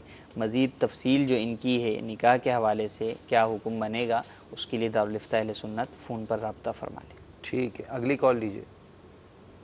जी भाई जी, मैंने आपसे एक सवाल करना है जनाब। ये हमने एक घर लिया है तकरीबन 16 लाख का, उसका किराया हमें 8,000 रुपये आ रहा है, तो उसके घर के किराए की ज़कात होगी कि उसकी कुल मालिक की ज़कात होगी? ये एक सवाल है, और इस तरह के कई सवाल इस्लाम भाई करते भी रहते हैं कि हमने दुकान ख़रीदी भी है, मकान ख़रीदे हुए हैं, तो अब क्या इस मकान की मालियत पर ज़कात होगी या इसके आने वाली आमदनी यानी किराए पर ज़कात होगी? अगर तिजारत की नीयत से ख़रीदा है और उसे किराए पर नहीं दिया और अभी भी तिजारत की नीयत बाकी है, तो इस सूरत में तो उसकी मालियत पर ज़कात होगी। ठीक है। और ख़रीदा तिजारत की नीयत से था या तिजारत की नीयत से नहीं ख़रीदा, इसीलिए ख़रीदा कि किराए पर देंगे, तिजारत की नीयत से ख़रीद कर किराए पर दे दिया, तो अब इस सूरत में उसकी मालियत पर ज़कात नहीं होगी। जो उसका किराया आ रहा है अगर वो बचता है और वो जो है वो निसाब की मिकदार को पहुँचता है खुद या दूसरे माल से मिलकर, तो ज़कात लाजिम होगी। ठीक ठीक है, अगली कॉल लीजिए। अस्सलाम वालेकुम। वालेकुम अस्सलाम व रहमतुल्लाहि व बरकातहू। मौलाना साहब, मेरा नाम अदनान आजम है और मैं लीबिया से बोल रहा हूँ, और मेरा आपसे ये सवाल है कि अगर इंसान रोजे के साथ और रोजे के साथ वो सो जाए और सोते में उसे एहतलाम हो जाए, तो फिर उसके लिए क्या उसे करना चाहिए? उसका रोजा होता है या नहीं? इस बारे में आप मेरी रहनुमाई फरमा देंगे प्लीज। माशाल्लाह अदनान भाई लीबिया से तशरीफ आपकी कॉल आई है, अल्लाह ताला आपको खुश रखे। आपने माशाल्लाह हमसे मसला पूछा, देखते रहिएगा इसी तरह मदनी चैनल। जी हुजूर। एहतिलाम से रोज़ा नहीं टूटेगा, रोज़े में कोई कराहत भी नहीं आएगी, रोज़ा बरकरार है। अलबत्ता ये है कि जल्द अज जल्द जो है वो गुस्ल कर लें और गुस्ल के बाद जो है वो अपने रोज़े को कंटिन्यू रखें। गुस्ल में इस बात का ख्याल करें कि गरगरा नहीं करेंगे, सिर्फ कुल्ली करेंगे, और नाक में पानी चढ़ाने में नाक की नरम हड्डी तक पानी पहुँचाएँ, उससे ज़्यादा मुबालगा ना करें कि पानी दिमाग तक पहुँच जाए। ठीक है, अगली कॉल लीजिए भैया। अस्सलामु अलैकुम व रहमतुल्लाहि व बरकातुहू। वालेकुम अस्सलाम व रहमतुल्लाहि व बरकातुहू। मेरा नाम मोहम्मद शफी अत्तारी बाबुल मदीना कराची से अर्ज कर रहा हूँ। मेरा सवाल ये है कि मुझे हेपेटाइटिस बी है और रोज़ा रखने के लिए मुझे इतनी कुव्वत नहीं मिल रही कि मैं रोज़ा रख सकूँ, क्योंकि इससे पहले डॉक्टर साहब ने कहा था कि आप रोज़ाना 2 ड्रिपें लगाएं। तकरीबन मुझे 15-20 दिन रोज़ाना 2 ड्रिपें लगती रही, जिसकी वजह से मुझे कुव्वत मिलती रही और मैं रोज़े भी रख रहा था। लेकिन अब मुझसे कहा गया है कि आप जो है पानी की मिकदार ज्यादा इस्तेमाल कर रहे हैं, आपको कमजोरी बढ़ती जा रही है, आप रोजा ना रखें। तो इस सिलसिले में सवाल पूछना था कि मेरे लिए इसके बारे में क्या हुक्म इरशाद फरमाएंगे आप? इस सूरत में अगर जो है वो वाकई रोज़ा नहीं रख सकते, तबीयत ज़्यादा ख़राब होने का अंदेशा है और ये इस बात पर इनका तजर्बा भी है, तो इस सूरत के अंदर रोज़ा छोड़ने की तो इजाज़त होगी, लेकिन बाद में इन रोज़ों की क़ज़ा रखनी होगी जब तबीयत बेहतर हो जाए या दिन जो है वो छोटे आ जाएं, तो उस सूरत के अंदर इनको इन रोज़ों की क़ज़ा रखना लाजिम होगा। ठीक जी, अगली कॉल लीजिए। अस्सलामु अलैकुम व रहमतुल्लाहि व बरकातहू। वालेकुम अस्सलाम व रहमतुल्लाहि व बरकातहू। मैं बागे मदीना जोई बाबुल इस्लाम सिंध से मुनीर अहमद अतारी सवाल कर रहा हूँ। मेरा सवाल ये है कि ज़ोहर की नमाज में 4 फर्ज हैं, अगर कोई मुसाफिर बंदे जा रहे हैं किसी पेट्रोल पंप पर या किसी होटल पे उतरे, वहाँ पे 10 आदमी है, 10 ही आदमी मुसाफिर है, शरई मुसाफिर है, क्या वो जब जमायत करेंगे तो कसर पड़ेंगे या पूरी जमायत पढ़नी होगी अलग से? बराए मेहरबानी हमारी शरई रहनुमाई कीजिए। सारे ही मुसाफिर हैं, सारे ही मुसाफिर हैं, इमाम भी मुसाफिर है, तो इस सूरत के अंदर नमाज कसर ही जो है वो अदा की जाएगी, 2 रकात की ही नियत जो है वो बांधी जाएगी। अलबत्ता ये मुसाफिर पढ़ रहे हैं اور ان کے پیچھے جو ہے کوئی مقیم آگے شامل ہو جاتا ہے، تو اب یہ جب امام سلام پھیرے تو اس وقت جو ہے وہ اعلان کر دیں کہ ہم مسافر ہیں، ہم نے 2 رکعت پڑھی ہیں، جو مقیم ہے وہ اپنی نماز مکمل کریں، تو جو مقیم ہوگا وہ اپنی 4 رکعت نماز کے اعتبار سے اپنی نماز کو مکمل کرے گا۔ ٹھیک ہے۔ اچھا، ایک میسج ہے کہ نماز کا وقت شروع ہونے سے پہلے ہی اذان دے دی جائے تو اس کا کیا حکم ہے؟ اذان جو ہے وہ نماز کے وقت کے اندر ہوگی تو وہ اس نماز کے لیے اذان کہلائے گی، اور وقت سے پہلے اذان دیں گے تو اس صورت کے اندر اذان نہیں شمار ہوگی اس نماز کے لیے، لہذا اس نماز کے لیے دوبارہ جو ہے وہ اذان دینی ہوگی۔ ٹھیک ہے، اگلی کال لیجیے۔ السلام علیکم ورحمۃ اللہ وبرکاتہ۔ وعلیکم السلام ورحمۃ اللہ وبرکاتہ۔ غلام مصطفیٰ طاری مردان سے عرض کر رہا ہوں، تو یہ حضور میں پوچھنا چاہتا ہوں کہ یہ کوئی ایسی شرعی مجبوری ہے کہ امام کے پیچھے اگر نماز نہیں پڑھی جاتی تو اس صورت میں امام فاسق ملزم ہے یا داڑھی کم ہے یا بد مذہب ہے، کوئی ایسی شرعی مجبوری ہے تو اس صورت میں کیا ہوگا کہ بغیر جماعت کے نماز پڑھنی کیا حکم ہوگا کہ وہ فرض ہے، مستحب ہے، سنت موقدہ ہے، اگر نہیں پڑھیں گے تو کیا حکم لگے گا؟ السلام علیکم ورحمۃ اللہ وبرکاتہ۔ وعلیکم السلام ورحمۃ اللہ وبرکاتہ۔ جی حضور، اگر جو ہے وہ کسی شرعی عذر کی بنا پر جو ہے وہ امام کے پیچھے نماز نہیں پڑھ رہے تو اب یہ دیکھا جائے گا کہ کیا قریب میں کوئی اور جو ہے وہ مسجد اہل سنت کی موجود ہے جہاں پر جو ہے وہ قابل شرائط امامت امام میسر ہے، اگر تو ہے تو وہاں پر مسجد میں باجماعت نماز ادا کریں، اور اگر قریب میں ایسی کوئی نہیں ہے تو اس صورت کے اندر اپنی نماز گھر پر ہی علیحدہ ادا کریں۔ البتہ جمعے کے لیے پورے شہر کو دیکھنا ہوگا کہ پورے شہر میں اگر کوئی بھی ایک ایسی مسجد ہے تو جمعہ وہاں جا کر ادا کرنا ہوگا۔ ٹھیک ہے۔ ایک میسج ہے کہ جو بینک میں پیسے رکھوائے جاتے ہیں اس پر جو اضافی رقم ملتی ہے اس کا کیا حکم ہے؟ جو بینک میں پیسے رکھوا کر اس پر اضافی نفع ملتا ہے وہ سود ہے اور حرام ہے۔ اس کا حکم یہ ہے کہ اولاً تو اپنا بینک جو ہے وہ اپنے بینک کا اکاؤنٹ چینج کرا لیں اور اللہ تبارک و تعالیٰ کی بارگاہ میں سچی توبہ کریں کہ جو سود حاصل ہوا، چونکہ ایگریمنٹ بندہ ہی کرتا ہے، سائن کرتا ہے، تو آپ نے جب سائن یہ کیا کہ مجھے سود دیا جائے تو آپ ایگریمنٹ کی وجہ سے بھی گناہ گار ہوئے، تو اس سے توبہ بھی لازم ہے، اکاؤنٹ کو چینج کروا لیں، اور اب تک جو سود ملا ہے وہ کسی غریب مستحق کے زکوٰۃ کو، شرعی فقیر کو بغیر ثواب کی نیت کے صدقہ کر دیں۔ ٹھیک ہے حضور، یہ سوال بھی پوچھا گیا ہے کہ جو نماز کا مسئلہ آیا تھا ابھی کہ قبلہ رخ، تو اب وہ ٹرین کے اندر نماز پڑھ رہے ہیں، تو ٹرین کے اندر سجدہ کہاں کریں گے، نماز کیسے پڑھیں گے، وہ پوچھ رہے ہیں۔ ٹرین کے اندر جو ہے وہ نماز پڑھنا، اول تو یہ ہے کہ چلتی ٹرین کے اندر نماز فرض و واجب پڑھنے کی اجازت نہیں ہے کہ نماز ادا نہیں ہوگی۔ ہاں اگر وقت جا رہا ہے، ٹرین نہیں رک رہی، تو اب اس صورت میں چلتی ٹرین میں نماز ادا کر لیں اور بعد میں اس کا اعادہ کریں گے۔ ٹھیک۔ اب اس صورت کے اندر ٹرین کے اندر جگہ موجود ہوتی ہے جہاں پر آپ باقاعدہ کھڑے بھی ہو سکتے ہیں۔ قبلے کے لیے کمپاس جو ہے وہ آپ